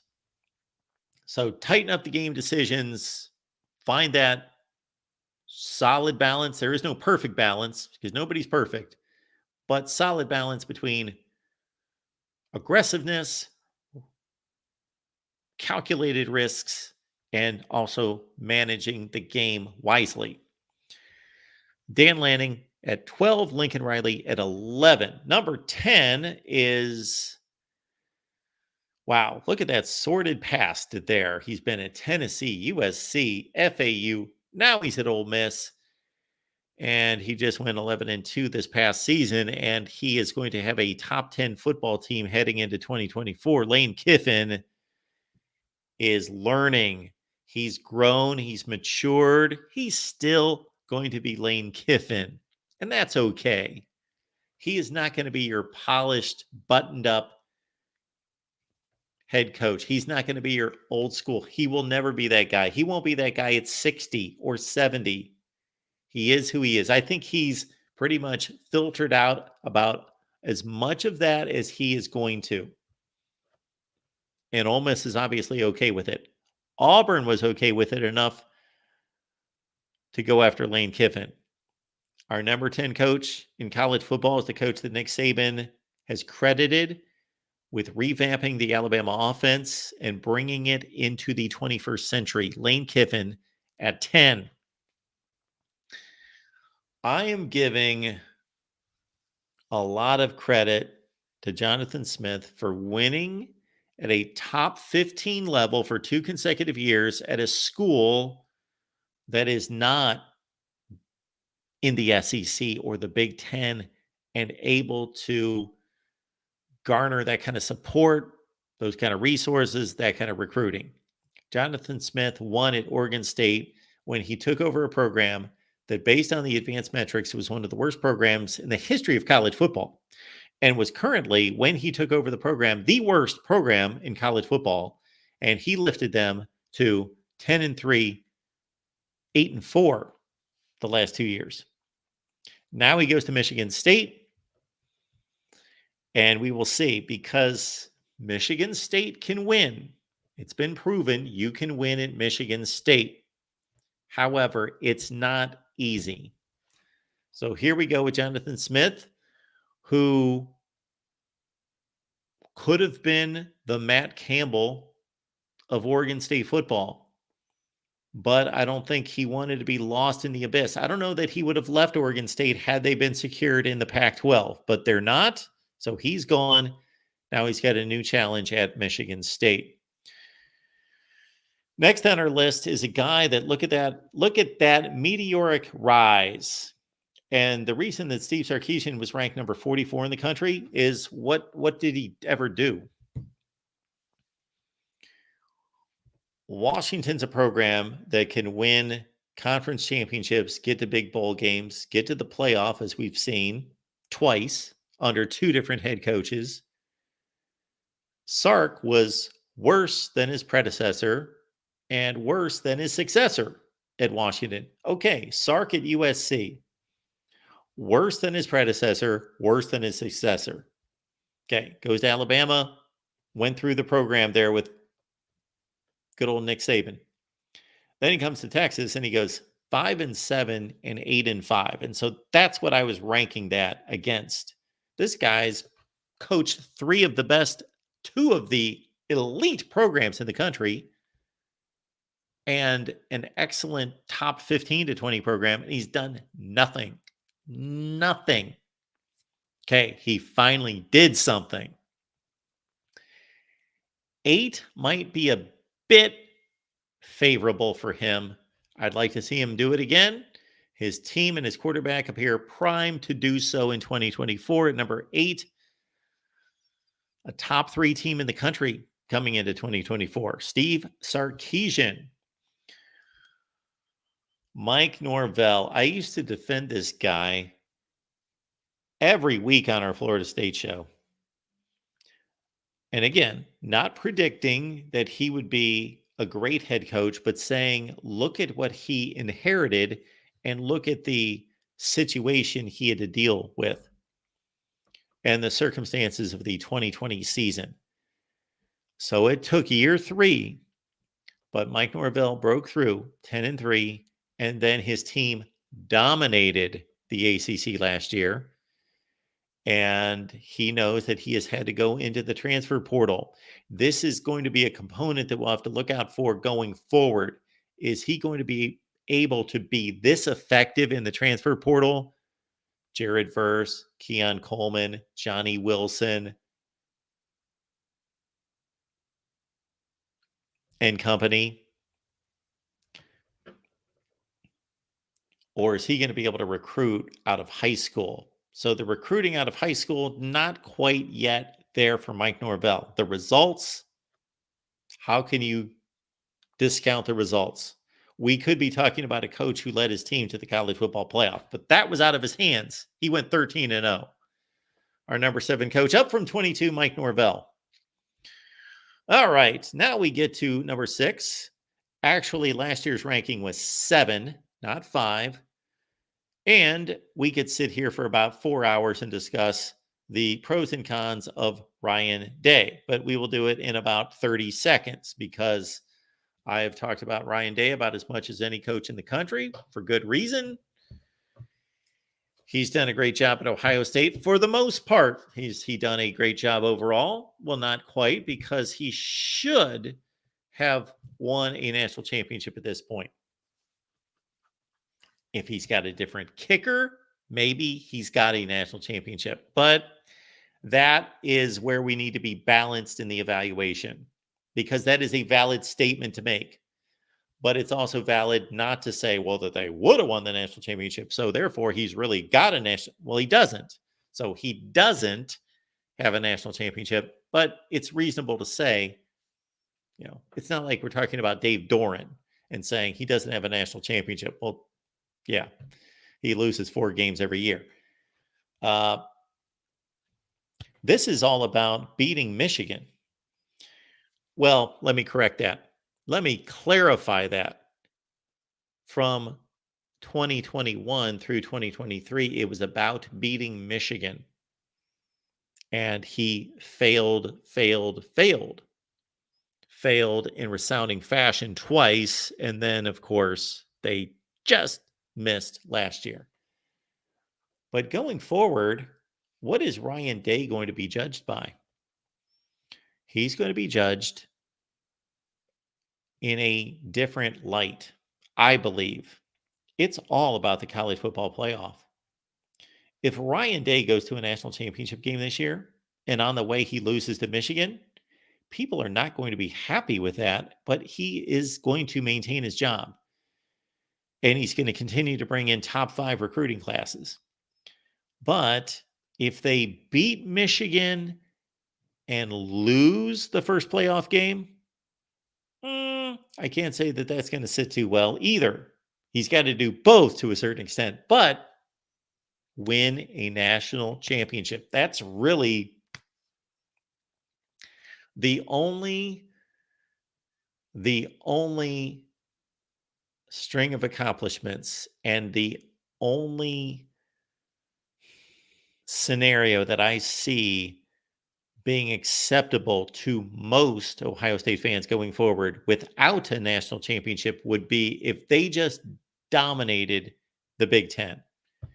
If they going forward are the Ohio State of Jim Tressel and Urban Meyer, and they just lay waste to the Big Ten, which we know is going to be so much more difficult than it's ever been. But let's just say they do it, but they don't win a national championship. Buckeye fans are going to be frustrated, but that's going to be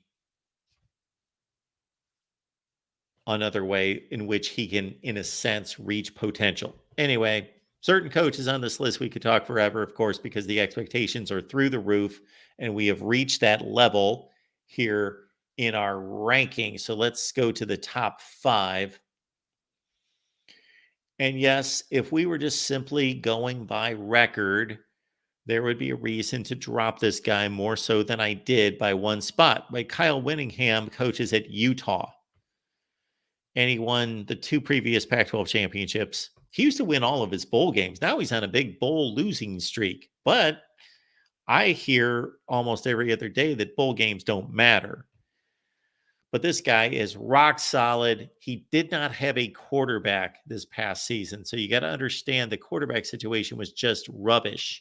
You almost have to write off 2023, reset in the Big 12. Let's see what Kyle Whittingham in this program does in the Big 12. Number 5 is the Utes' Kyle Whittingham. All right, let's get to the top 4. It includes Brian Kelly, who had a nice season at LSU, coming off a really good season the first year at LSU, winning the West. This roster for LSU's not quite where it needs to be. And so they could get to the playoffs this year, but I don't see this team competing for a national championship. The defense is still an issue. The offense is going to have a running game that they didn't have because Jaden Daniels was Superman last year. Brian Kelly is recruiting well at LSU, and I believe he's building a roster that I will truly make a decision on whether Brian Kelly's an elite coach or not by years 3 and 4 at LSU, because he inherited a pretty marginal program by LSU standards. At number 4, Brian Kelly. Kalen DeBoer's got a short track record and resume, but it is crazy good. Do you remember that Jimmy Lake was the head coach at Washington? Jimmy Lake. Jimmy freaking Lake was the head coach at Washington. Like just 2 years ago, we were sitting here saying, well, Jimmy Lake and Washington, they were terrible last year. What's Kalen DeBoer going to be able to do? Well, he's going to go 11-2. Then he's going to go 14-1. Alabama, I'm going to be pretty safe in saying knows what it's doing in selecting a head coach. And they selected Kalen DeBoer. And he just took a team that lined up against, at times, better talent, like Oregon, like Texas, but they won the games. Our number 3 coach has a challenge. Of course, he's following the greatest, but he also had the guts to follow the greatest. And we've got him at number 3. Okay. There could be some pushback for this ranking because he went 9-4 last year and he went 11-3 the year before. And those are just terrible records. And this is a current ranking. Yes, it is. It's a current ranking. And if Dabo Swinney's teams had fallen off the map, a la Jimbo Fisher's Texas A&M team at 5-7, or Mario Cristobal's 5-7 team at Miami, or pick a number of other elite programs that went Clay Helton and a litany of coaches post Pete Carroll at USC, then Dabo's accomplishments of the past, recent past, would have been minimized and he would have dropped in these rankings, certainly behind DeBoer and Day, who have done more recently. Kelly, to a certain extent, had done more recently. Winningham, even with 2 Pac-12 championships and Rose Bowl appearances. However, I think this is the same guy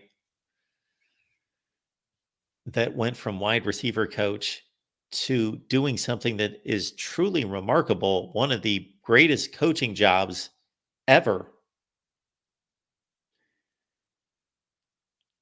If somebody has not already put it in the comments section, I wouldn't be surprised if somebody has written the 2 words transfer portal. I get it. We'll see if that burns him. If that burns him this year, then he will take a hit in these rankings, but he has earned this spot. The number 2 coach in college football, look at that line. It's pretty remarkable. Dabo at 2. And the number 1 spot, it's tough to argue. Would anyone argue this? If there is an argument, now that Saban's retired,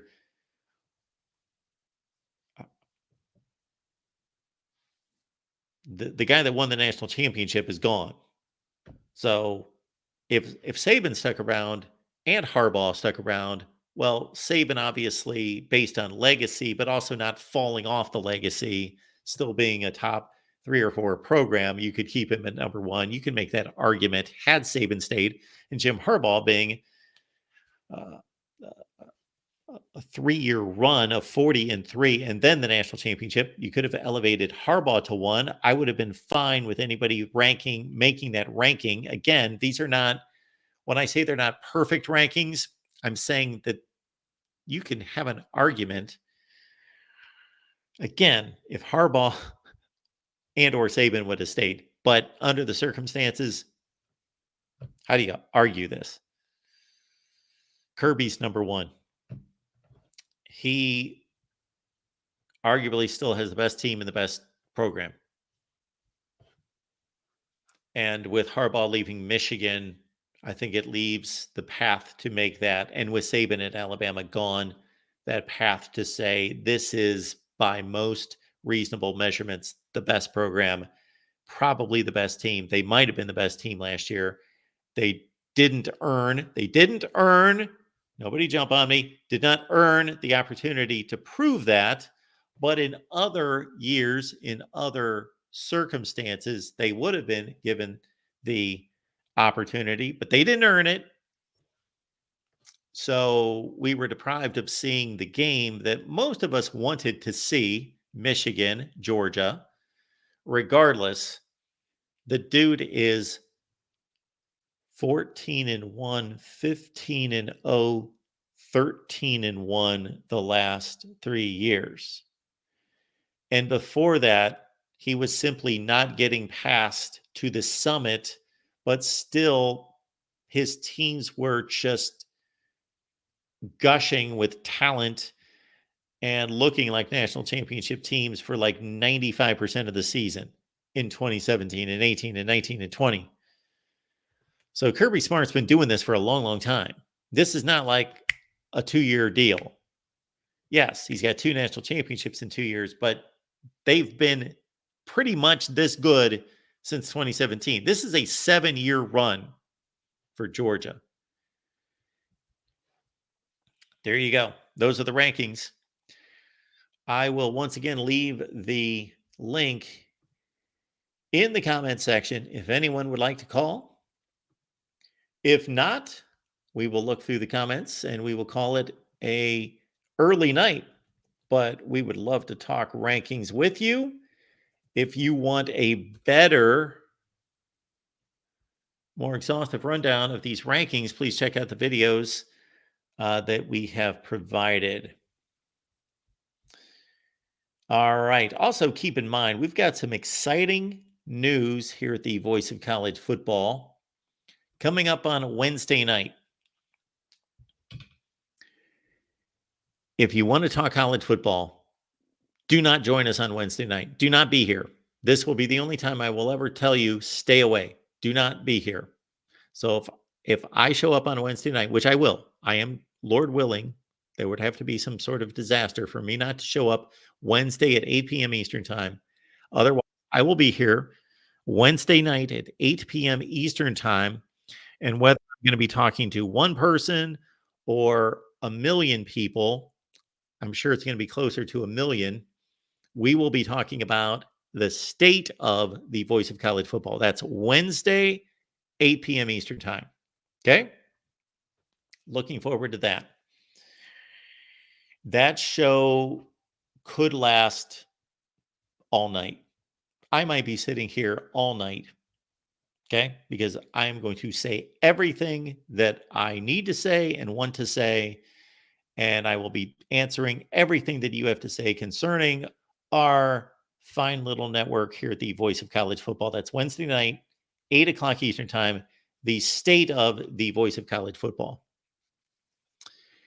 Also, we are excited to announce that we are relaunching the Texas channel with a big launch party Monday night, April 8th, 7 p.m. Eastern time, with myself hosting. And then we will continue our Texas show each and every Monday night with myself and Matthew Miller. And we will be providing also regular content coming in from Sonny Verma. We're excited to add Sonny to the team.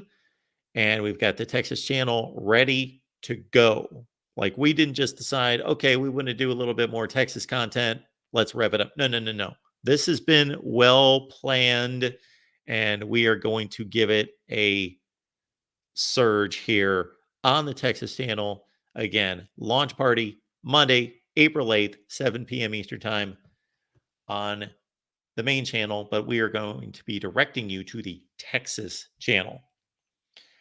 And again, this Wednesday, 8 p.m. Eastern time. All right, let's get to the phone lines and hear what our fine callers have to say, starting with Mr. Sean Garner. Sean, what's going on? Oh, not much. I didn't realize this was going on. I thought the after dark thing was happening a little, but I guess that's a little bit later in the evening. A little bit later. Yep. Awesome. There's no way you can keep the list. You don't have any way to have the list run down on screen at all, do you? We can do this. So, okay. I will throw my notes up there. Let's do that. Okay. So you will just have to either read or ignore my notes. So we've got... If it's too much trouble, it's not a huge deal. But... Nope, it is not. Okay. That should help everyone else out as well. So, can everyone read that, or is it too small? I'm not seeing anything, actually. Oh, okay. Why did that not occur? You're not seeing anything on the screen? I'm not seeing it. I'm just seeing, the background blue backdrop here. I don't know. My feed on StreamYard has been a little bit wonky, so I don't know if it's just a problem on my end. Does everybody I see don't. the notes that are on the screen? Somebody tell us. I see Yeah. them. It looks like it always does when I put stuff on the screen.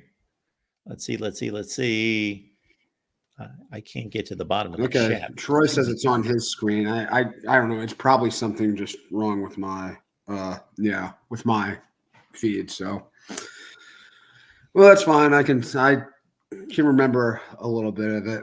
Just had Well, to here's the top 10 real quick. Number 1 yeah. is Kirby Smart. 2 is Dabo Sweeney. 3, Kalen DeBoer. 4, Brian Kelly. 5, Kyle Whittingham. 6, Ryan Day. 7, Mike Norvell. 8 is Steve Sarkisian. 9, Jonathan Smith. 10, Lane Kiffin.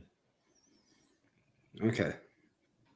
So, I mean, these lists are always kind of hard to put together because Yes. are you building out resume? I mean, how are you viewing this? Is it past accomplishments versus, No, what not you've seen basically right now. right now? So this would be like if there was a draft for coaches right now, this would be kind of your big board. Yes. Okay. All right. Yeah. Well, I mean, I do one quick question before we get to the rest of them. Where would Harbaugh have been here on this list? 2. All right. I think you could make an argument for him being 1, 2, Yeah. but I think it Yeah, would. that's what I just talked about for a couple minutes. Yes. Oh, okay. Yep. So, I definitely can't go with you on Dabo at 2. Where would you rank Dabo Sweeney?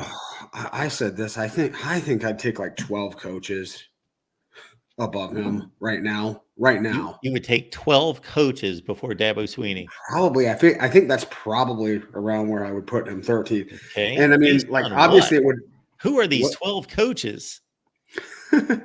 Well, I mean, if we're just projecting future, like what they are right now, I think Dabo seems to be one of the most bullheaded, sort of resistant to change coaches in the country, and certainly among the very best, the top level coaches.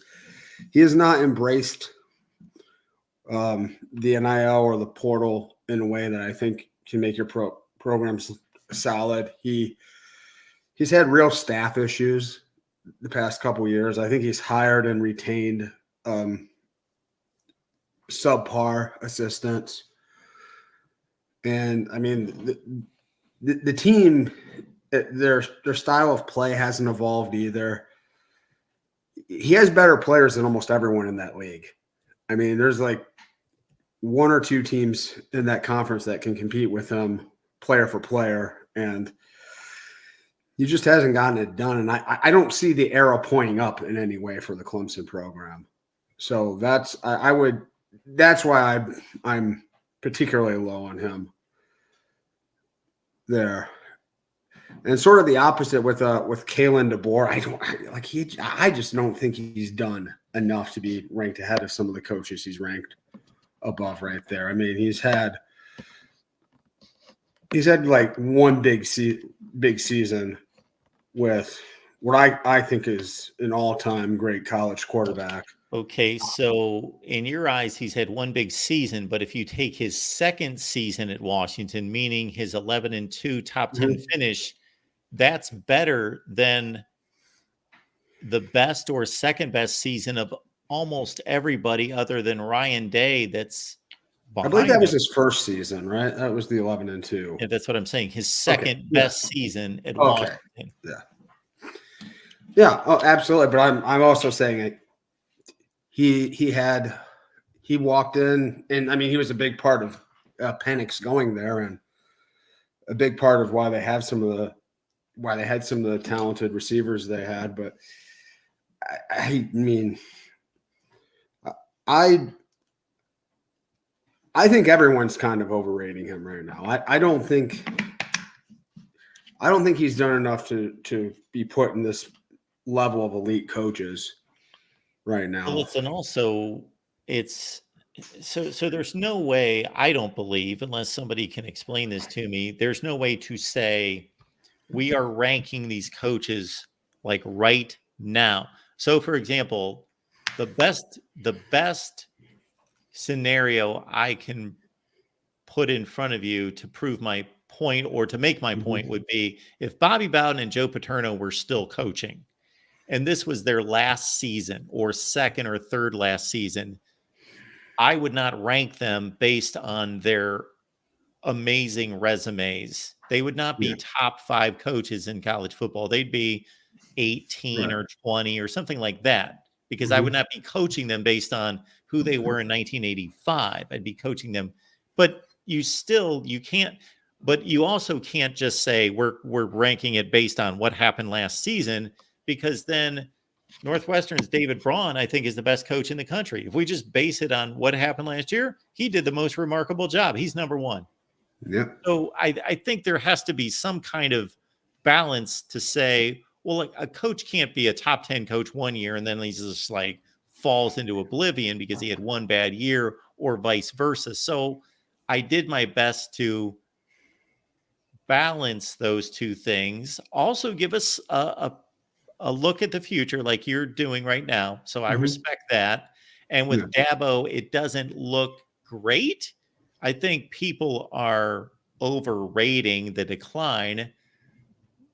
But I also said when I was Yeah. going through Dabo Sweeney that if he doesn't win big this year, he will take a hit in these rankings. Yeah. And I mean, like, I'm obviously not. I would have him as the 12th or 13th best coach in the country, which means I still think he's really good. Sure. I still think. I mean, I'm not saying but I think there's enough evidence for me that I would not have him in that elite tier. And like so, someone mentioned that Kalen DeBoer's like record with this. I mean, most of his head coaching wins came at the NAIA level. That's where he Sure. won a bunch of them. So I mean, I'm just not But he's gonna. he's 34-6, not just at Washington, but at Fresno State. He was at Fresno for one season. Yes. Yeah, yeah. Absolutely. I mean, he is a good coach, and he could prove me wrong and be like the next Saban or something at Bama. Well, I mean, we let's could. I don't know that we can say that about anyone. That's Well, you know, I'm saying like conversation. hypothetically, it's possible, that he could, and like that might, but just based on what I've seen, and honestly, kind of the way Washington was built, the way that they had their team this year, I mean, they did not have a very good defense. They didn't run the ball very well. They just had a dynamic, elite, amazing passing offense, and that's how they got it done. So I don't know how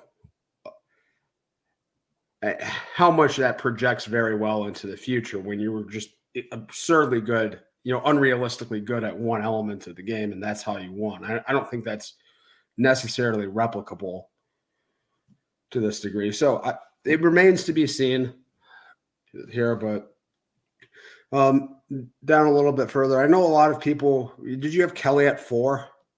Yes. Yeah, a lot of people have some grievances with that. I don't. I think he's been pretty damn remarkable at almost everywhere he's been, and so he gets a lot of flack, I think, for quote unquote like not winning the big game at Notre Dame. But I say this: when you're at a place like Notre Dame, I don't necessarily think they get the types of talents that are going to win a whole lot of what people are considered to be big games. Getting them into the playoffs and to the national championship game, he kind of had Notre Dame punching above its own weight. And so a lot of times you're not going to do very well when you kind of overachieve to get to a certain spot. He's not walking in there with Georgia's talent or or Ohio State's talent into these games. So I also think that there's a handful of these coaches that aren't generally liked. I don't think the average college right. football fan likes Brian Kelly. Oh yeah, he's very fiery. He's really emotional and kind of he's not doesn't have the most charming personality. That's Yeah. for sure. But I mean he did but his resume is what it is. I mean, obviously all those years at Grand Valley he killed. I know that's Division II, but then he progressed and turned Cincinnati into an excellent program, certainly from what they had been before he got there. And Notre Dame was a completely average program for, what was it, like 15 years before he got there? Yep. I mean, they were a middle of the road Division I or Power 5 team, and they definitely weren't that when he was there. This was a consistent 10-win-ish program. So that's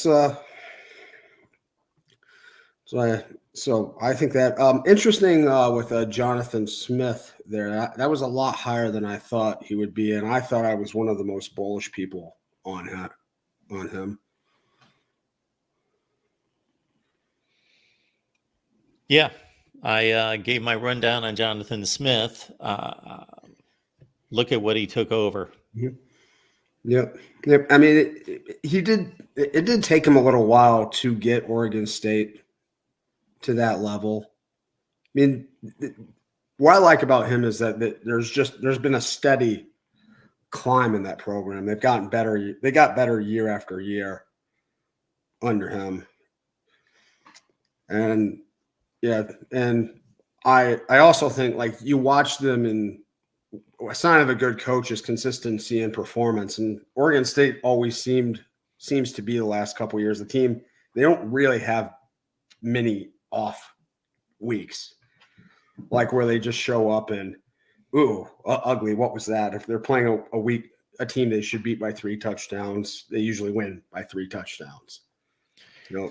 Now, the one thing I will say about Jonathan Smith, and for any coach that succeeded at one place, but it's the only job that they've had, it's more interesting to see for those coaches to go to a second job and see, okay, could they just achieve there, or what are they going to be able to do at the next job? Now, if you win at Oregon State, you should be able to win anywhere, but that was a comfort place for him as his alma mater and where he's lived.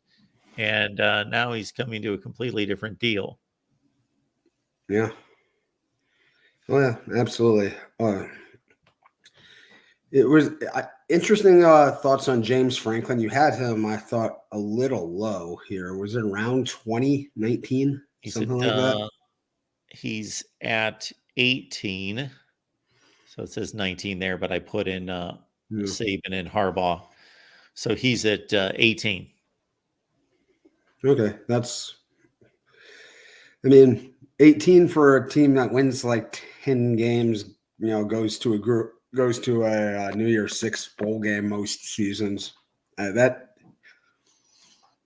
seems to be a little bit on the low side. Well, I've got some coaches above him that I think do more with less. Yeah, is what I'm rewarding there. Mm-hmm. Yeah. Yep, that's right. Any coaches that you had kind of under that you think are on the ascent here that you didn't include on the list at all? Well, I've got everybody ranked in the Power 5. I ranked everyone all the way to 69. So, and certainly I could go through these rankings again. Like if somebody would give me some kind of memory pill and I forgot everything and did it a month from now, certainly I everything that you just said is reasonable, and probably 5 to 10 positions away from each one of these coaches could be argued. 23 could be 18 or it could be 29. I think especially once you get past, for me, I'm trying to see if there's a breaking point. Once you get past 8 or 9, you can poke holes in all these guys' resumes very easily. And of course, the big issue in trying to do this is comparing coaches who are trying to elevate programs that don't get recruits and don't have the resources and versus programs that have the resources. And they're kind of different skill sets too. Like I have no idea what Ryan Day would do if he went to Northwestern. Like I literally can't imagine. Like I have absolute, but I do think he does a really good job running the Ohio State program. And yeah, if Matt Campbell showed up at Ohio State, I highly doubt he would be better. But we've seen him. I think it takes different types of. It takes totally different talents to succeed at one place, versus another. Here you go. Here's the question for the chat and the question for you, Sean. Mm-hmm. Give me 3 coaches that you would be the most fascinated to see them coach, and tell me where they would coach. Pick up a coach and put him somewhere else. Okay. All right. I'd love to see Kirby Smart at Vanderbilt. Okay. Just see something like that. Yep. I'd say this. I'd say Ryan Day, put him at Houston. They've had, they tend to throw the ball pretty well there, and they're not in the best shape right now. Yep. Okay. Think of another one. Okay. So let's get Dabo out of the comforts of the South and put him at Cal. At Cal, okay. Mm-hmm. I was going to say put him at Wisconsin. Okay. But yeah, that's a good one. But I would almost like to see Dabo at a place where there's no excuse for not winning. Okay. Not bury him. I'm not saying you've got a bad choice. It's your question. You can put him wherever you want. But I as soon as you said Dabo, I don't know why Wisconsin popped into my head. Put him at Wisconsin. See if he would win there. Yeah. Absolutely. Longway says Chris Kleiman at Ohio State. Mm-hmm. And Thomas wants Dabo at Bama. That might just be a wishful proposition there. Ryan Day at USC. Ralph says urban advantage. So similar to what the reason I threw that question out is because I used to always say, see, even though Kirby is accomplished as much as he has, I'm still not going to put him on the Saban, Urban Meyer kind of doing it for 15 or 20 years. I used to say about Saban and Urban Meyer, the fascinating experiment would be to take them and put them at Oregon State or Baylor or wherever, Rutgers or wherever you want to put them at the bottom of the barrel or near the bottom of the barrel, to see how much they're just sheer genius, will, all of that would take that roster before they were able to recruit or anything. They had to take that team and see how much better they were. It would be fascinating. It would be, but we're never going to see something like that happen.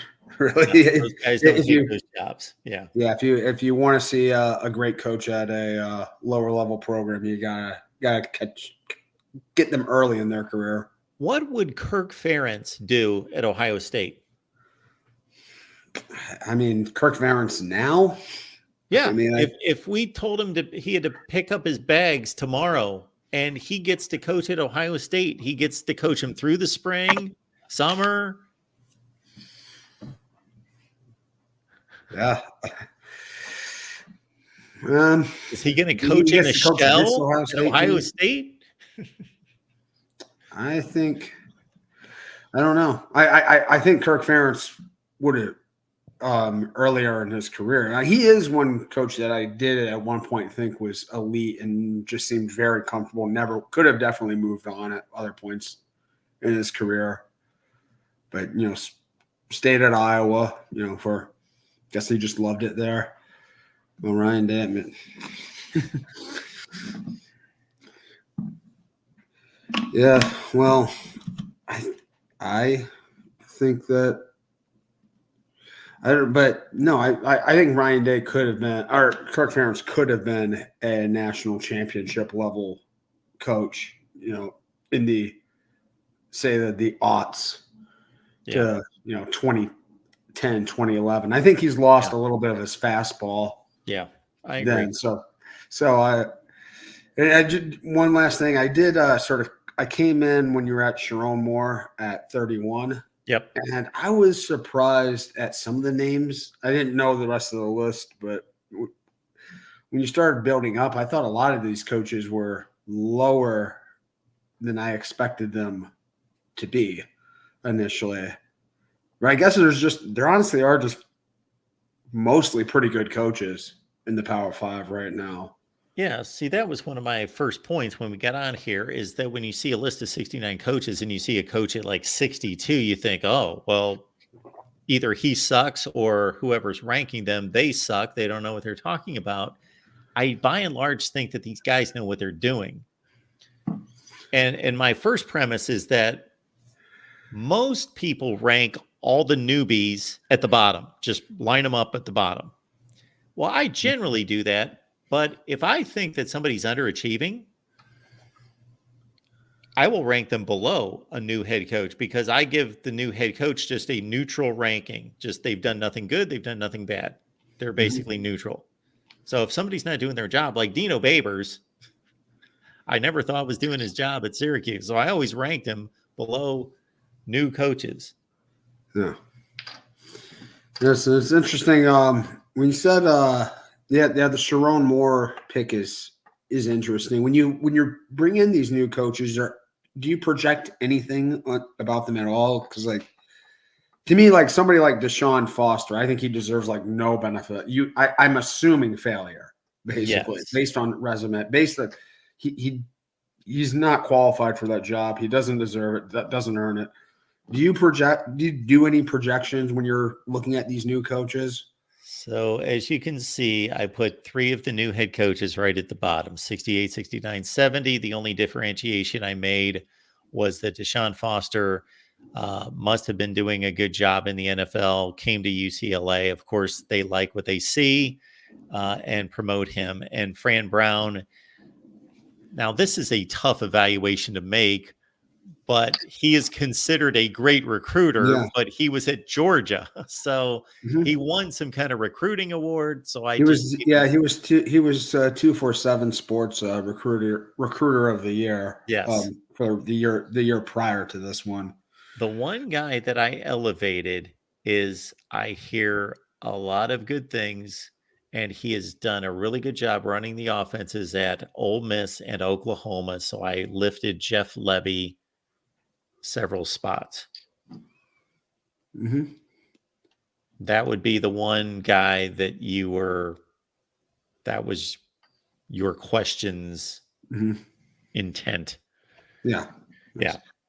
All right. Well, I think I will get off here. If anyone else wants to come on, sounds good, Sean. The show. Appreciate Thanks, it. Mark. Always a pleasure. Good night. All right, let's keep it moving. We got Porter on the line. Good to hear from Porter. What's going on, sir? Hey, good evening, Mark. I think your list is pretty good, to be honest with you. I know, obviously, if you go out on a limb with that many names, it's kind of hard for everybody to say it's a slam dunk. But I think for the most part, you did a good job. Well, thank you. I don't think that people understand, or maybe I don't explain it well enough, that with a lot of these rankings, that there can be a big cluster of coaches between, pick your numbers, 25 and 40 that are this far apart. And so the guy at 40 looks like you don't like him, and the guy at 25, where there could be an argument that those guys could be anywhere. It's almost like, late in a college football season when you've got a ton of 6-3 teams and you could rank them all over the place. Well, too, I mean, I think, some of these guys, if they come in the first year, you don't know what to expect. But then some of them, like the guy at Florida, going into his first year at Florida, I'm sure would be higher on the list than he is right now. He just really stubbed his toe at Florida, kind of how Scott Frost was. Scott Frost, I thought that was a home run hire coming from Central Florida, going undefeated at Central Florida, and going back to your alma mater, and the guy just totally just face plants. I still can't figure that one out. So there's a little bit of the what have you done for me lately on this list, but also there's a lot of I like how you kind of took into consideration some of the consistency of people like Dabo. I think Dabo does deserve to be number 2. People forget, they were the ACC champs 2 years ago. It's not like it's not like everything stopped when they got stomped in the Sugar Bowl against Ohio State.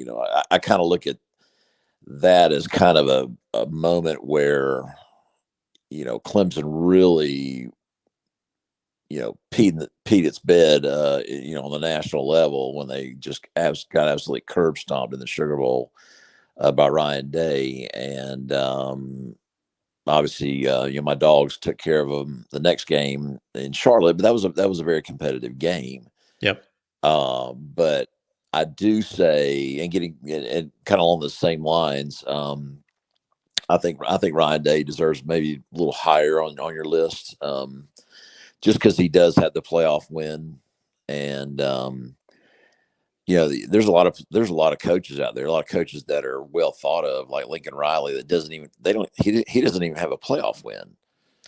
And Ryan Day's about as close to 3 playoff wins as you can be, too. He's got 2 excruciating losses.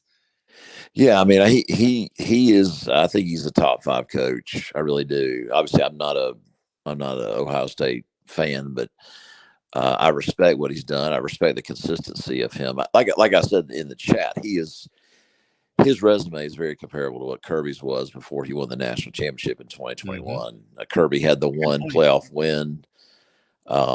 He had an SEC championship in 2017 going into that season. That's one thing I want to ask you. Does Ryan Day have a Big Ten championship? He has 2. Okay. What years were those? 19 and 20. Oh, okay. For some reason, I didn't think he coached Justin Fields for some reason. I thought Justin Fields was there during the Urban. I thought that was Urban's last year that Justin Fields left. 18 was Urban's last year. Oh, okay, gotcha. Oh, I'm sorry. Yeah, that's right. Justin Fields was 20. That's right. Yeah, he did coach. For some reason, I was thinking that I wasn't quite certain that Day had a Big Ten championship. So I'm glad you clarified that. So yeah, I mean the resumes are very comparable to Kirby. I think Kirby going into 2021. I think he was going into his 7th season, I believe. And what's Ryan Day going into? So Day's first year was 19, so he's going into his 6th year.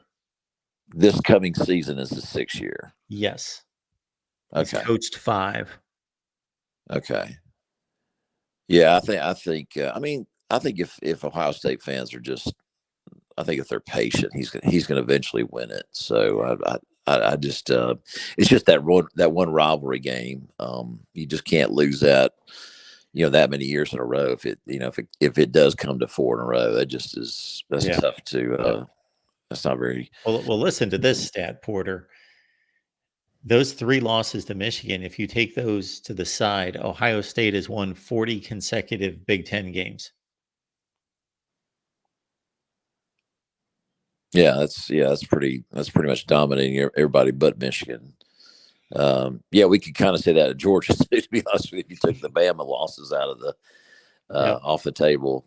I know we've had one of the things I love about Kirby is just how consistent he is in the regular season. I mean, we just come off our third straight year of undefeated regular season. So when you're that consistently good as a coach, I mean, great things are going to happen to you. So so I think obviously I think I would be a little partial to the youth movement too. People like Dan Lanning and DeBoer and Kirby, and I like the the under 50 crowd. I think that, if this were a draft of coaches that you want leading your program, I think I would be a little bit more partial to people like that than maybe somebody like a Mac Brown that's kind of getting up in age, and Sure. even Saban if he was still there, or just trying to think some of the other ones that are kind of getting north of 60 years old. Yeah. So what you're talking about right now would be a qualifier. So the previous caller, Sean, said, so if we were having a draft, this is about having a draft right now. And I said, yes. However, the qualifier would be, if this was real life, yes, I would take age into consideration. But of course, I'm not going to knock or downgrade anyone because of their age. If we're simply rating their coaching ability, I'm not going to do that. In this exercise, versus if this was real life, yes, I would do exactly what you're talking about. I'm not drafting Mac Brown number 20 in real life. Yeah, I agree. But I'm not going to downgrade him for his age. Yeah. In an exercise. I think your list is a nice blend of what you've accomplished in your career, what you've kind of been able to do recently, and also kind of how attractiveness you as a coach are. I would say, looking at the list, I would say Lane Kiffin's probably a little bit lower than I would have him. And I would say, where would you have Lane Kiffin? I think Lane's probably a top 8 coach. I've got him at 10. We got him at 11. It looks like. I put in the Harbaugh Saban line, so that messed up the. Oh, okay. I got you. And I do think that for those in the chat that are laughing about the LSU coach, I think it's justified to have him that high. I think he consistently has done a tremendous job wherever he goes. He has done a tremendous job at LSU, even though they've not won the SEC. He does have a division championship, a win against Bama, and a Heisman Trophy winner in the first 2 years. That's pretty good run for 2 years. I wonder when, Porter, the last time we had only 3 coaches in the country who have won national championships. There's only 3. Yeah, I don't think we've ever had that. Because you and I were raised in an era in the 70s and 80s and 90s where you had Vince Dooley 25 years, Bear Bryant 25 years, Pat Dye, I think he was able to complete 20 years. It was just of course Dye never won a national championship, but you don't have the long tenures like you had when you and I were growing up. Yeah. So I don't think we've ever had it where only 3 coaches have a national championship. So it's Mac Brown, Kirby, and Dabo. Okay. So those are the 3. Is that right? Yeah. Yeah, and that's it. We just had 2, of course, leave with Saban and Harbaugh. Mm-hmm. And so those are the only 3 left. Yeah, exactly to your point. And I could have ripped off another, or either one of us could have ripped off another 6 or 7 coaches in that same era, Paterno and Hayes and Schembechler and Bowden and on and on. And those guys weren't going to the NFL. And they just weren't retiring. Yeah, I bet it. I would say when you and I were growing up, I want to say like I would put that if I wanted to put a marker like say 1992. Yep. You would have Don James at Washington. You would have Lou Holtz. you would have the guy at Bama. You would Stallings. You would have Lou Holtz. You would have. I mean, you could name a bunch at that time. Yeah, the guy from the guy at Miami that went to Erickson, Dennis Erickson. Sure. So just pick a year like that, and it was just you had these like giants of the game that had those rings that you just don't have that anymore. You don't have the tenures like you had. You still had Lavelle Edwards coaching, who had a championship. Joe Paterno, who had a championship. Yep. Yeah. That's kind of fun to look back on that, but it's definitely a different era. I would say another one I wanted to comment about. I'm not sure about Josh Heupel being that high. He had that one good year 2 years ago, but keep in mind, as good as that team was, they did allow 60 points in Columbia, South Carolina that year. Yes. And that's why he didn't make the playoff. And losing that, he didn't have to lose that bad to South Carolina. He just lost. And then I'm just not. And again, he didn't follow up that last season with much of a season. I think Tennessee went maybe 9-4. I'm not really sure what they did, but I'm just not sure about Josh. But hey, before I get off here, Mark, I'll let somebody else come on here. As far as your off-season topics coming up, I love the one you did last year on who deserved a national championship. That had to be an exhausting research effort for you. I assume you will not do that again this year. What are some of the topics you have coming up this off-season? I'm glad you asked that, Porter.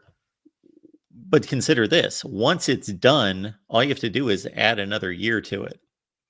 So, true. The work's already done. That's so true. I can just keep doing it every year. I would love to do that. It was basically, what did I call that? Basically revising the championships, but I came up with a better name for it than that.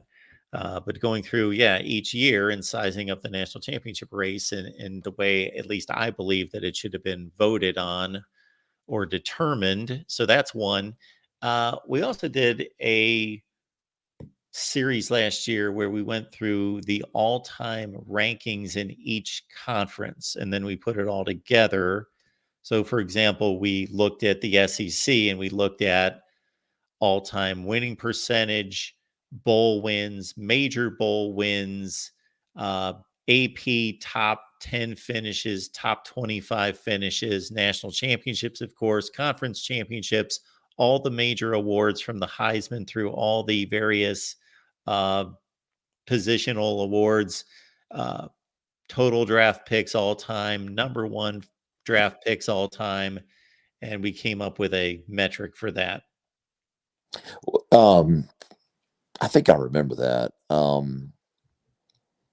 One idea, if I'll just throw this out, because it seems like this is very it's being discussed a lot in the chat on numerous occasions, is this whole idea of who's a blue blood and who's not. Okay. What do you think about a blue blood matrix or something like that? Okay. Or something to where, like a tier system?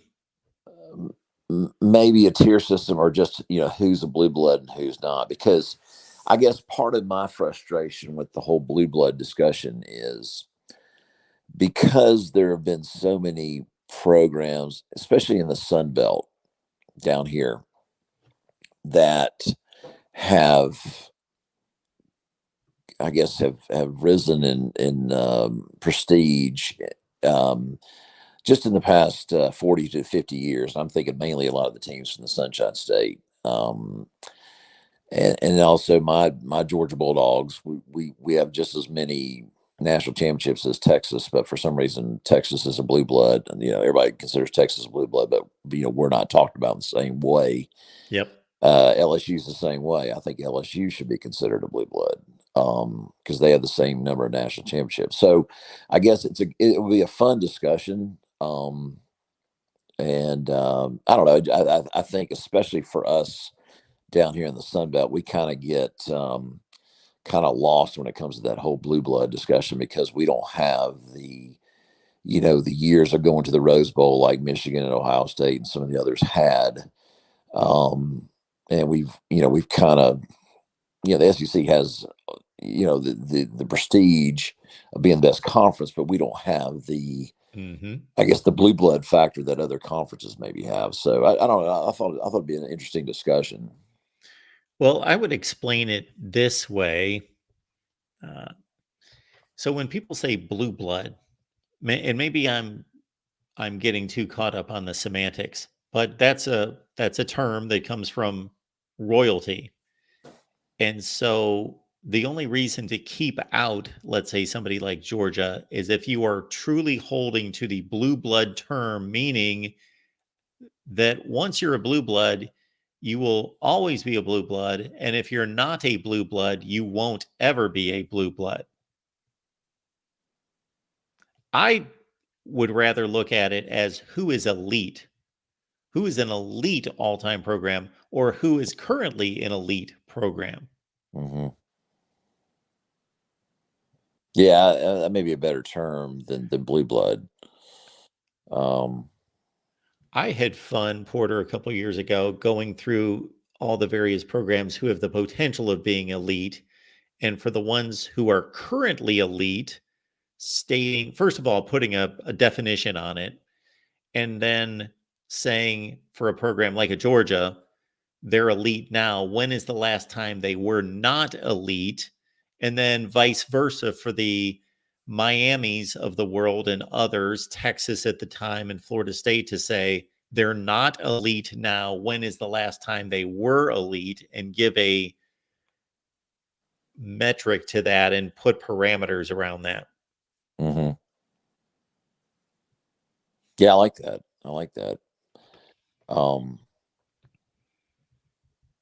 I guess my whole thing about blue blood is not that I'm just for fun, just trying to throw this out, but I'll just say, let's just take my school.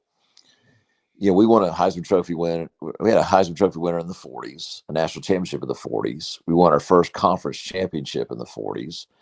We've won a conference championship in the 40s, the 50s, the 60s, the 70s, the 80s. Didn't win one in the 90s. We won one in the 2000s. We won one in the teens, and we won one recently. And recently we won a national championship in the 80s, and we won one obviously recently too.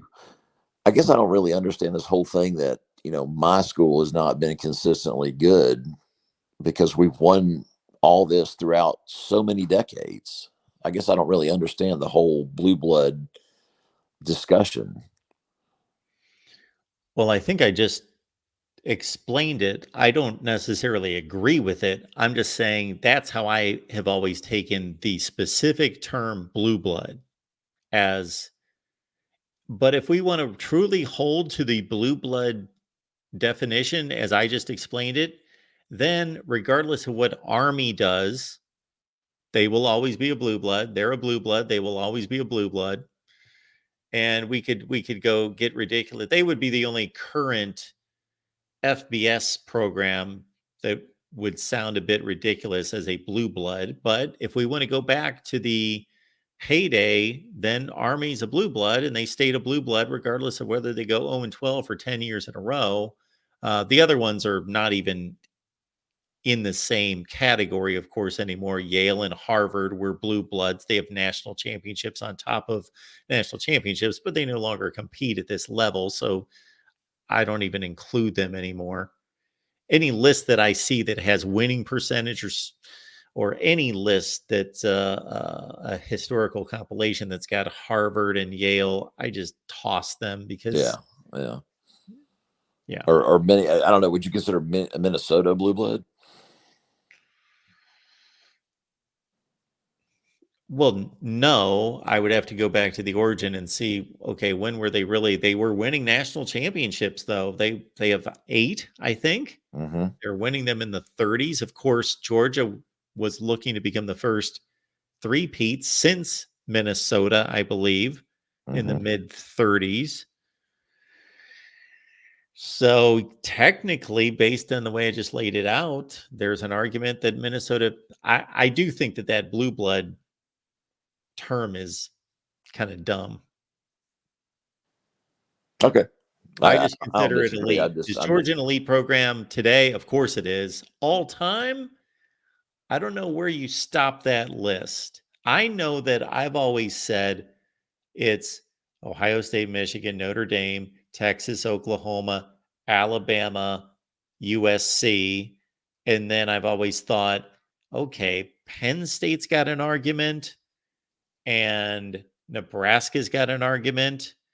But then we also have to consider that we're really looking at football for the most part since, let's say, the World War II era. Let's say that's a demarcation that you can't discount that for the last 20 years that Georgia probably is a top 5 or 6 winning percentage in the country, and over the last 6 or 7 years has arguably been the best program in the country. That doesn't seem like a long period of time, but when you're talking about 70 years, well, 15 or 20 years starts to be a good chunk of time to recalibrate. Well, I mean, but you're saying that, I don't disagree, but when you have a program that has won SEC championships that many different decades, I don't really. I guess my whole thing is you say that Oklahoma is undoubtedly a blue blood. Yes. Is that based on national championships or is that based on Big 8 championships? Because I mean, all of it. I could find a high school in Georgia in the 40s that could have won the Big 8 championship. I mean, that's a joke. That conference was a joke. And I don't care. Oklahoma could have 60 Big 8 championships. I wouldn't give a rat's rear about it because that conference was a joke. It came down to Oklahoma and Nebraska every year. That was it. That's the Big 8 championship. That was the Big 8 conference. So compare the SEC to the Big 8 championships and saying, well, Oklahoma has this many conference championships versus someone in the SEC that has this number of conference championships. I mean, you can't compare the two. There's no comparison. I don't know. I don't know. I don't know. It's a fun discussion, but it cracks me up. Someone, that has, seen the SEC be strong for 70 plus years and these programs rack up these conference championships in conferences that are, I mean, they're just not very strong. And it's just there's no comparison between the two. So anyway, I agree for the most part. So anyway, well, I look forward to some of your, topics this off season, and thanks for letting me come on. I didn't mean to stay on so long. I apologize. No problem, Porter. Good to hear from you, man. Thanks. Thank you. Bye. All right. Looks like we're going to finish the night with our guy, Tim. Tim's jumping in here. Tim, what's going on?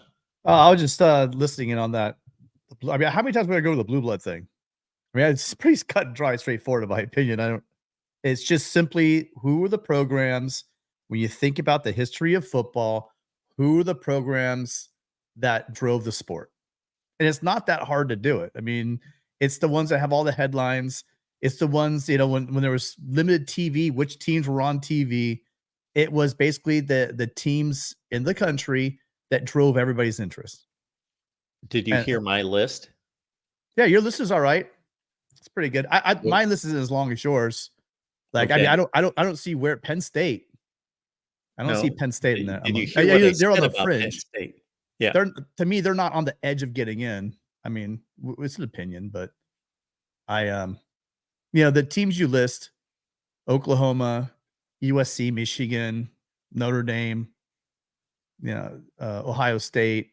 There's certain teams, like 5 or 6 of them, that just have driven the sport over the decades, been strong. And there's some that have had some really good success lately. You made a good point about Georgia. Georgia's elite right now. They had a good run a couple of years, but Georgia fans got to realize that you can have a good coach and a good team, but it doesn't mean you're going to win every year.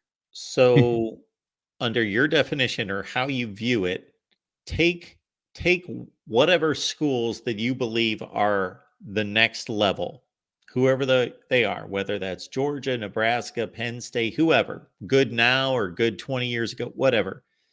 What do they have to do? What would the next best program under the Blue Bloods, what would they have to, like, if they win 5 national titles in the next 10 years, are they going to become a Blue Blood? Well, no, you nailed it. And again, I spent, better part of 5 years in England, and my wife's English, and the Blue Blood is a term. It's not like you could become, if you're not born a Blue Blood, you will never be a Blue Blood. Okay. That's the whole point of That's Blue Blood. You cannot play yourself into the Blue Blood. You could marry to the Blue Blood, I guess. Maybe you're still not a true Blue Blood. Your kid will not be a Blue Blood. You know what I mean? You have, it's a lineage, and it goes to the early royalty of college football.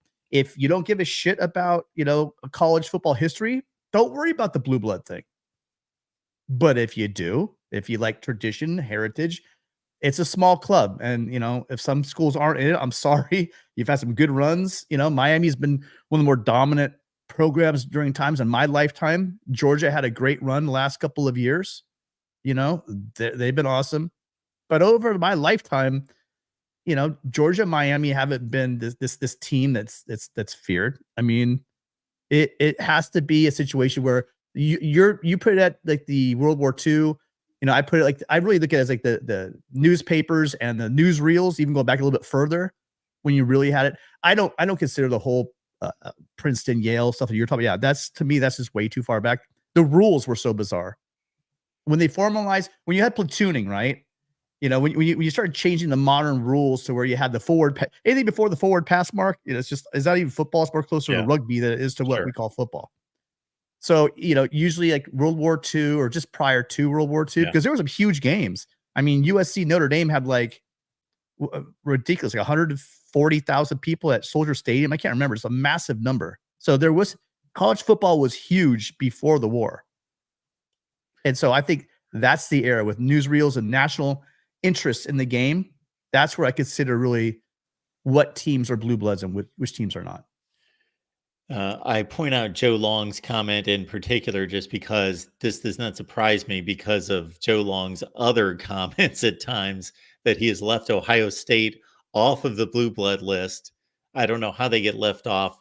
They've got the best winning percentage of all time. I don't know how you get left off of the Blue Blood list. You and I argue about that the all-time win percentage, because to me, again, a lot of teams do play a lot of cupcakes, and schedules aren't the same. My favorite metric would be what are teams' records against each other.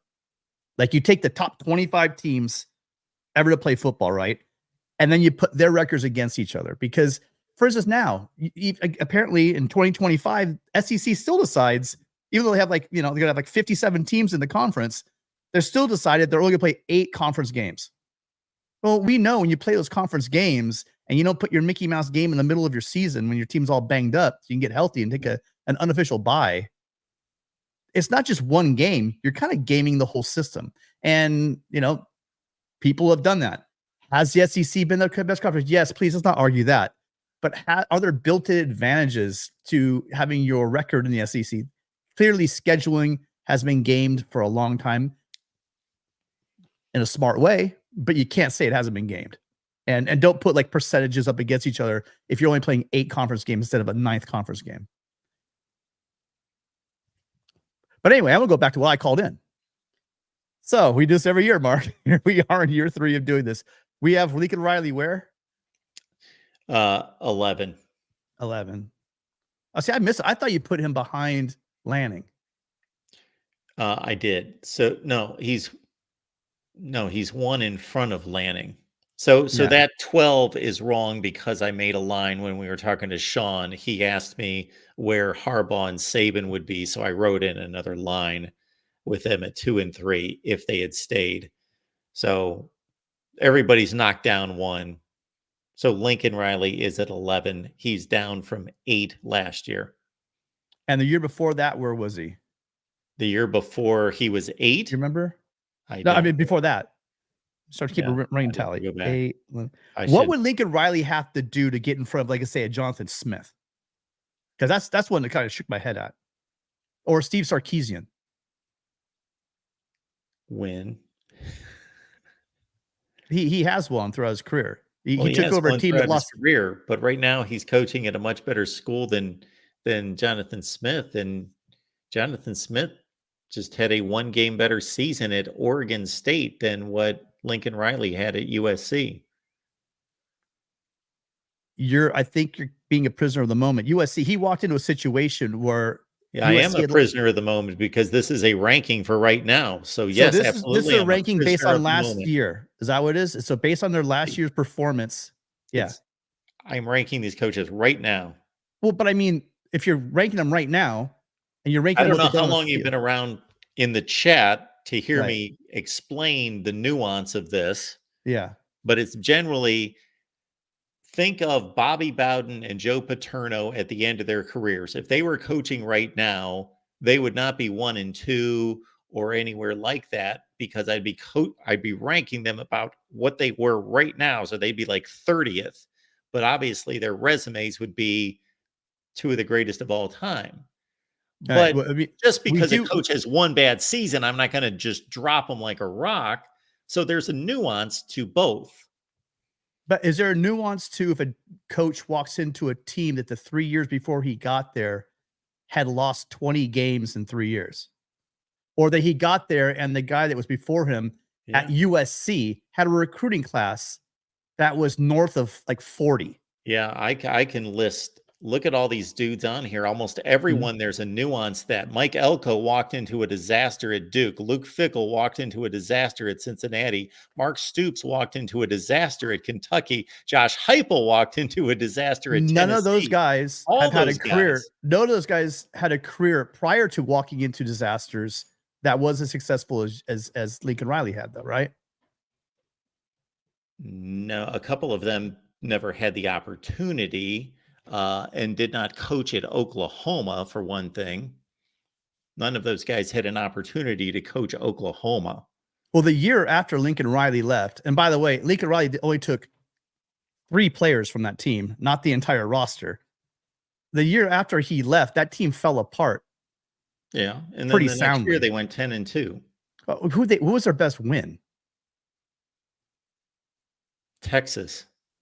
Okay, good win. What's another win? Great win. That is a very solid win. Yes, it's one of the best wins in the country. It's not just a solid win. Washington beat Texas.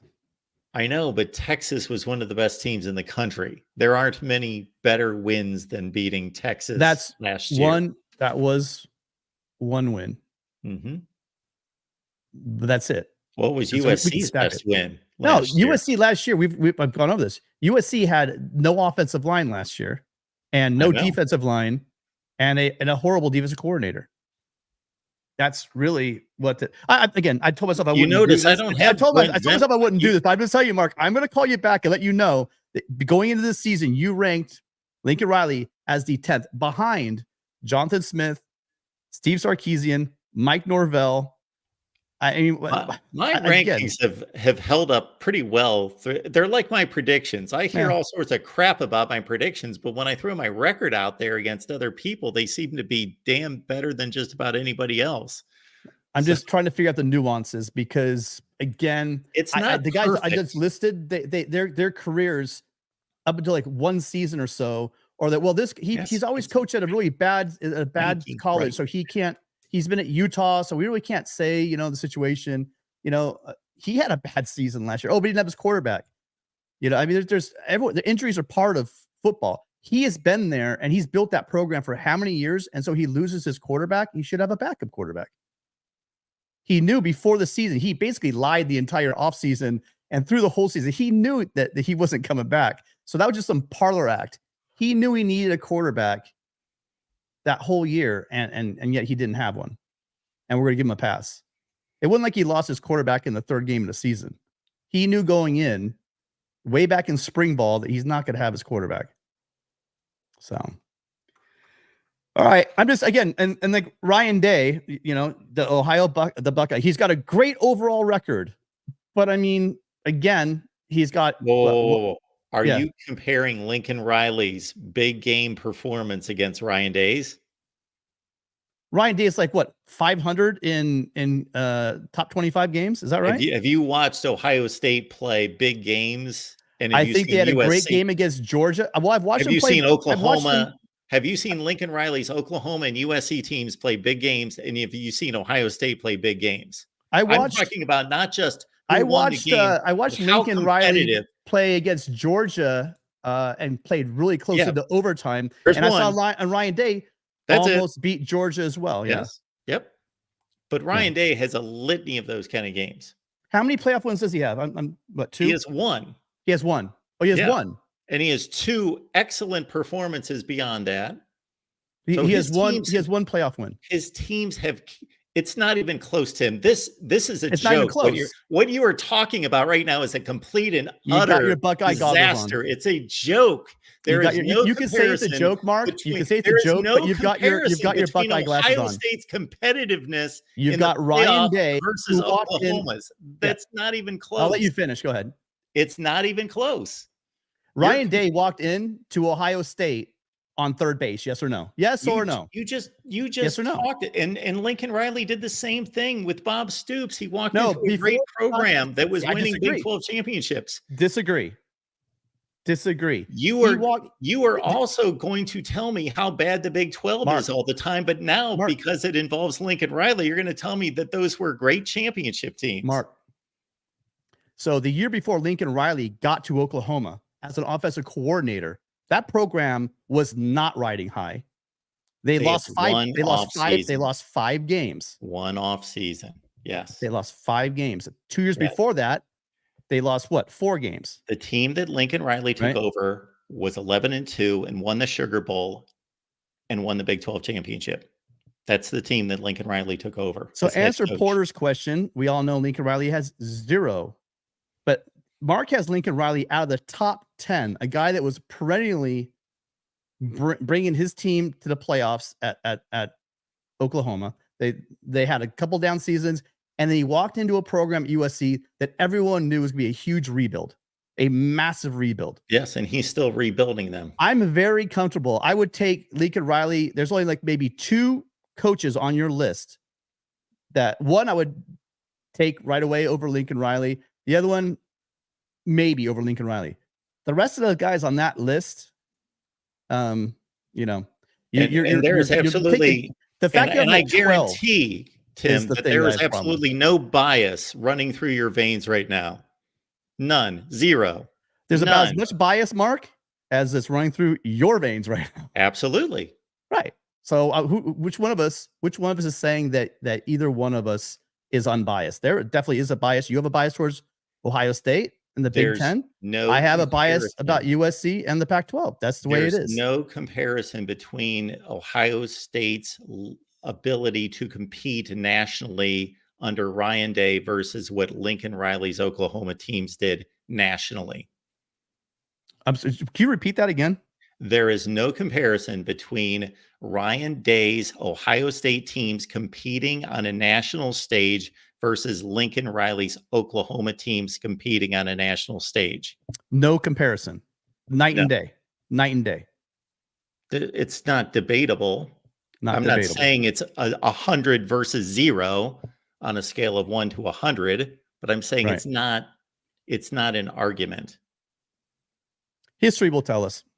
Because I'm just history is not going to tell us anything because Ryan Day is not going to tell us anything because these rankings are today. So next season, I'm going to have a different ranking because I'm going to have These are different subjective, information. Mark, this is your pick subjectively Of course it is. on who you like the best as coaches right now.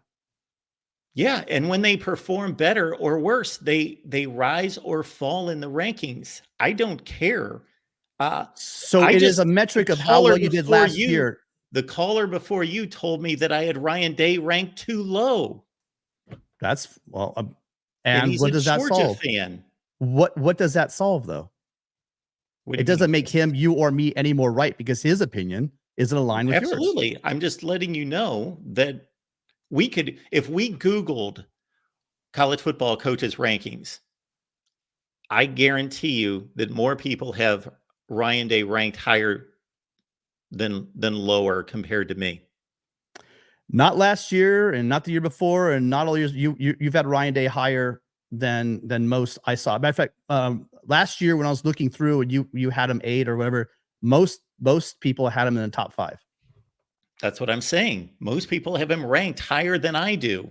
Lincoln Riley. How is that biased? I'm talking about Lincoln Riley. They have Lincoln Riley ranked higher. He was I a guess perennial you weren't top listening up to what until I this said. year. I said most people, if we Googled college football rankings, would have Ryan Day ranked higher than me. Mark, I heard you, and I'm saying to you, most people fine. have Lincoln Riley ranked and have had him ranked last 3 years much higher than you have. Great. And I think that you are the prisoner of the moment, taking a look at a season last year where he's working with a roster that Ryan Day.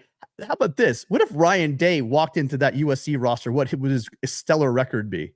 I guarantee you in year 1, he doesn't win 11 games. You can't guarantee anything because you have no idea. You're talking about hypotheticals that we will never know. You can't guarantee anything. That's like called a figure. That's called a figure of speech, Mark. I would be an idiot if I said, you know what? If Ryan Day walked into USC 2022, he would have won the national championship. I guarantee it.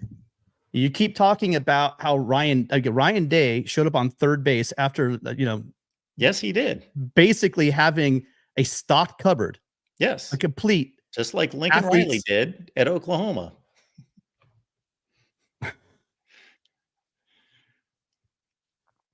No. That you tell me the roster that Lincoln Riley inherited was compared to equal. The conference that he was playing in. Yes. No, that's not what I said. The roster that Ryan Day received and lost, by the way, 3 straight years to Michigan. Right? Yes. I mean, 3 straight losses to your rival. And you haven't, where's he at? 6. 6. Yes. Yeah. Well, again, this is a fuel conversation. I respect your choices, but yeah, we'll take a look at, we'll see if Lincoln Riley is the number 12 coach in college football. Again, if you say what's he did that the have 12th to best do job, with my Mark, you keep ranking shouting now? over me. Mark, you keep shouting over me. That doesn't have anything to do with my ranking now. Your ranking looks like a ranking of how did this coach do last year? Is that correct? I am ranking the coaches right now. So until last year, what was Lincoln Riley's worst season? 11-2. Right. How many of the guys you have? What was better Ryan than Day's him worst season? come close 11-2. These guys don't play the same exact schedule, do they? I'm looking at 247 Sports. They have Ryan Day ranked number 6. Okay. 247 runs out of where? Tennessee? Where do they have Lincoln Riley? They have Lincoln Riley. Out of the top 10? They've got Lincoln Riley. They've got Lincoln Riley at 11. 11. Me and 247 Sports don't know what we're talking about. You're getting upset. You're defensive, Mark. I didn't say you know what you're talking about. I said that your opinion, it has a very, very strong bias and it's had it for a while. No, it's not. Yeah, It really doesn't. You truly do have an issue with Lincoln Riley. This is, you know what this is similar to, Tim? This is similar to my top 25 rankings. When I have idiots, and I will call them idiots because they are acting like idiots when I would dare to have Ohio State ranked fairly high, that they say, oh, you're biased. I guarantee that I rank Ohio State lower more times than the AP poll, more so than that I rank them higher than the AP poll. I guarantee if you went through all of my rankings versus the AP poll, I rank Ohio State consistently lower than the AP poll. Well, I'm just going to say that Lincoln Riley is the number 11 coach in the country, although he only lost, the worst he ever done is lost 2 games in a season, won multiple conference championships, has won major bowl games, and you've got guys that don't have nearly that resume. Just lost 5 games. You got guys that are nearly not that kind of a resume in front of him. And I like them as coaches. I mean, I was a big proponent of Jonathan Smith. I think he's a great coach. He's not Lincoln Riley. He's just not.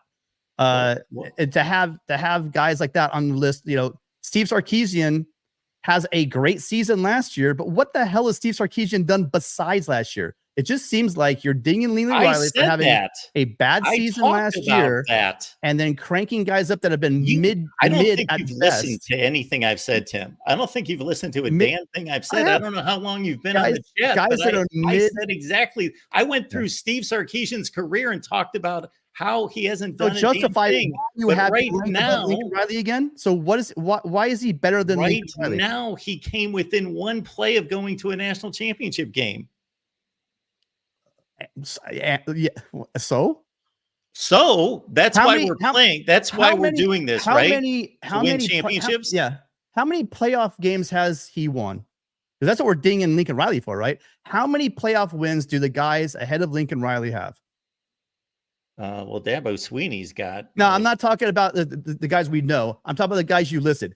How many does Johnson Smith have? He's got a better record in the playoff than Lincoln Riley. That's for sure.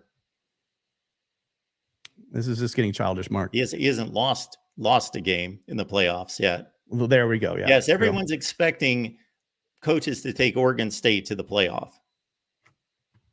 If you want me to make a blue blood list of college football coaches rankings, we can do that. But how often since you've known me, Mark, have I used the phrase blue blood? Unless we're talking about someone bringing it up. I don't bring that up ever. Tim, if you would like to bring your complete list from 1 to 69 and compare it to mine, we can do that. I would stop at 25 because I think past 25 truly becomes irrelevant. So I know it's content. That's not how I mean, do it. Guys that are 26 through whatever, they're awesome coaches. If you're a Division I coach, if you're an FBS coach, you're clearly the cream of your profession. But when you break down the coaches, once you get past 25, what are we really talking about? I mean, you got Dan Lanning. What the hell has Dan Lanning ever won? He's only coached for 2 seasons. Yes, but that's what I mean. What has he done though to make him a top 10 coach? He just went 12-2 and 11-3 the year before. Or 10-3 and Riley's won 11 games. How many times? 6 times in his career. I mean, what are we talking about? He's had one. Riley's had one bad seasons. What would Dan Lanning have? How many games would Dan Lanning have won with the roster this year? The USC's roster. I have no idea. Right. So again, are we talking about coaches or are we talking about the season they had? Because we talk about the season they had last year, we can just look at the exactly. But the problem is my rankings obviously do not reflect just that, or I wouldn't have Luke Fickell at number 15 and Mark Stoops at number 13 or 14. So we hear about that. You were telling us that Dabo was good, and I do. I think Dabo deserves to be on this list very, very high. But last year he had a terrible year. How come he's not dropped into oblivion? 9-4 is terrible. He lost the games that he should win. When you win the games you should win and lose the games you should lose, that's a bad season. So Lincoln Riley was a 2-point conversion away from going 6-6. There were close games. He was a last-minute field goal from having another one. What's your point though? That he won the game. You win the games you win. You lose the games you lose. Okay, right? Yeah. Well, you'll continue to have until Lincoln Riley actually wins a national championship. I consider you're going to have him somewhere, in 8 to 12 range. I hate Lincoln Riley. That's That's been documented. You just have a for huge years bias. and It's years okay. and years. Everyone I has a can't blind spot. stand him. Everyone I has a can't blind spot. stand Lincoln Riley. I I know. hate his guts. I know, Mark. It's I okay. can't stand him. We'll get past I this. wanted to rank him 29th, but But that would have been truly ridiculous. Yeah. yeah, We can get past probably this. deserves more 23 range. Probably. But yes, I can't stand Lincoln Riley. I've got a huge vendetta against Lincoln Riley. I've spent The man each has day- had I've spent each one day bad thinking season. about him I think about him for hours and hours and how much I can't stand him and that I want to make him look bad. So we can go to what I've ad been absurdum working if we on. want to, but the realistic thing is the guy's coached 8 years and he's had one bad season. He's been in multiple playoffs. He's won his conference multiple times, and he had one bad season. Keep repeating the same thing over and over, Tim. Because Thanks. hopefully at some point you're going to listen. Have a good night. Good night, Mark. All right. That was exhaustive and ridiculous, but that's what it was. All right, everyone. We have taken a lot of your time, so we appreciate you being here for the last 3+ hours here at the Voice of College Football. And again, there are the coaches' rankings. So if you want to dig back into them, we've got 3 videos that we produced. And we've got the State of the Voice of College Football coming up on Wednesday night at 8 p.m. Eastern Time. So we hope you will be with us.